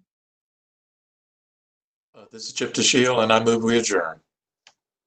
And this is Rosalie, and I second. We have a motion and a second. All those in favor say aye. Aye. Aye. Opposed? Abstentions? We are adjourned. Thank you all very much for your patience today. Thank you, everybody. General. Thank you. Thank you, Dr. Salmon and team. Thank you, guys. Thank you. Talk to you next week.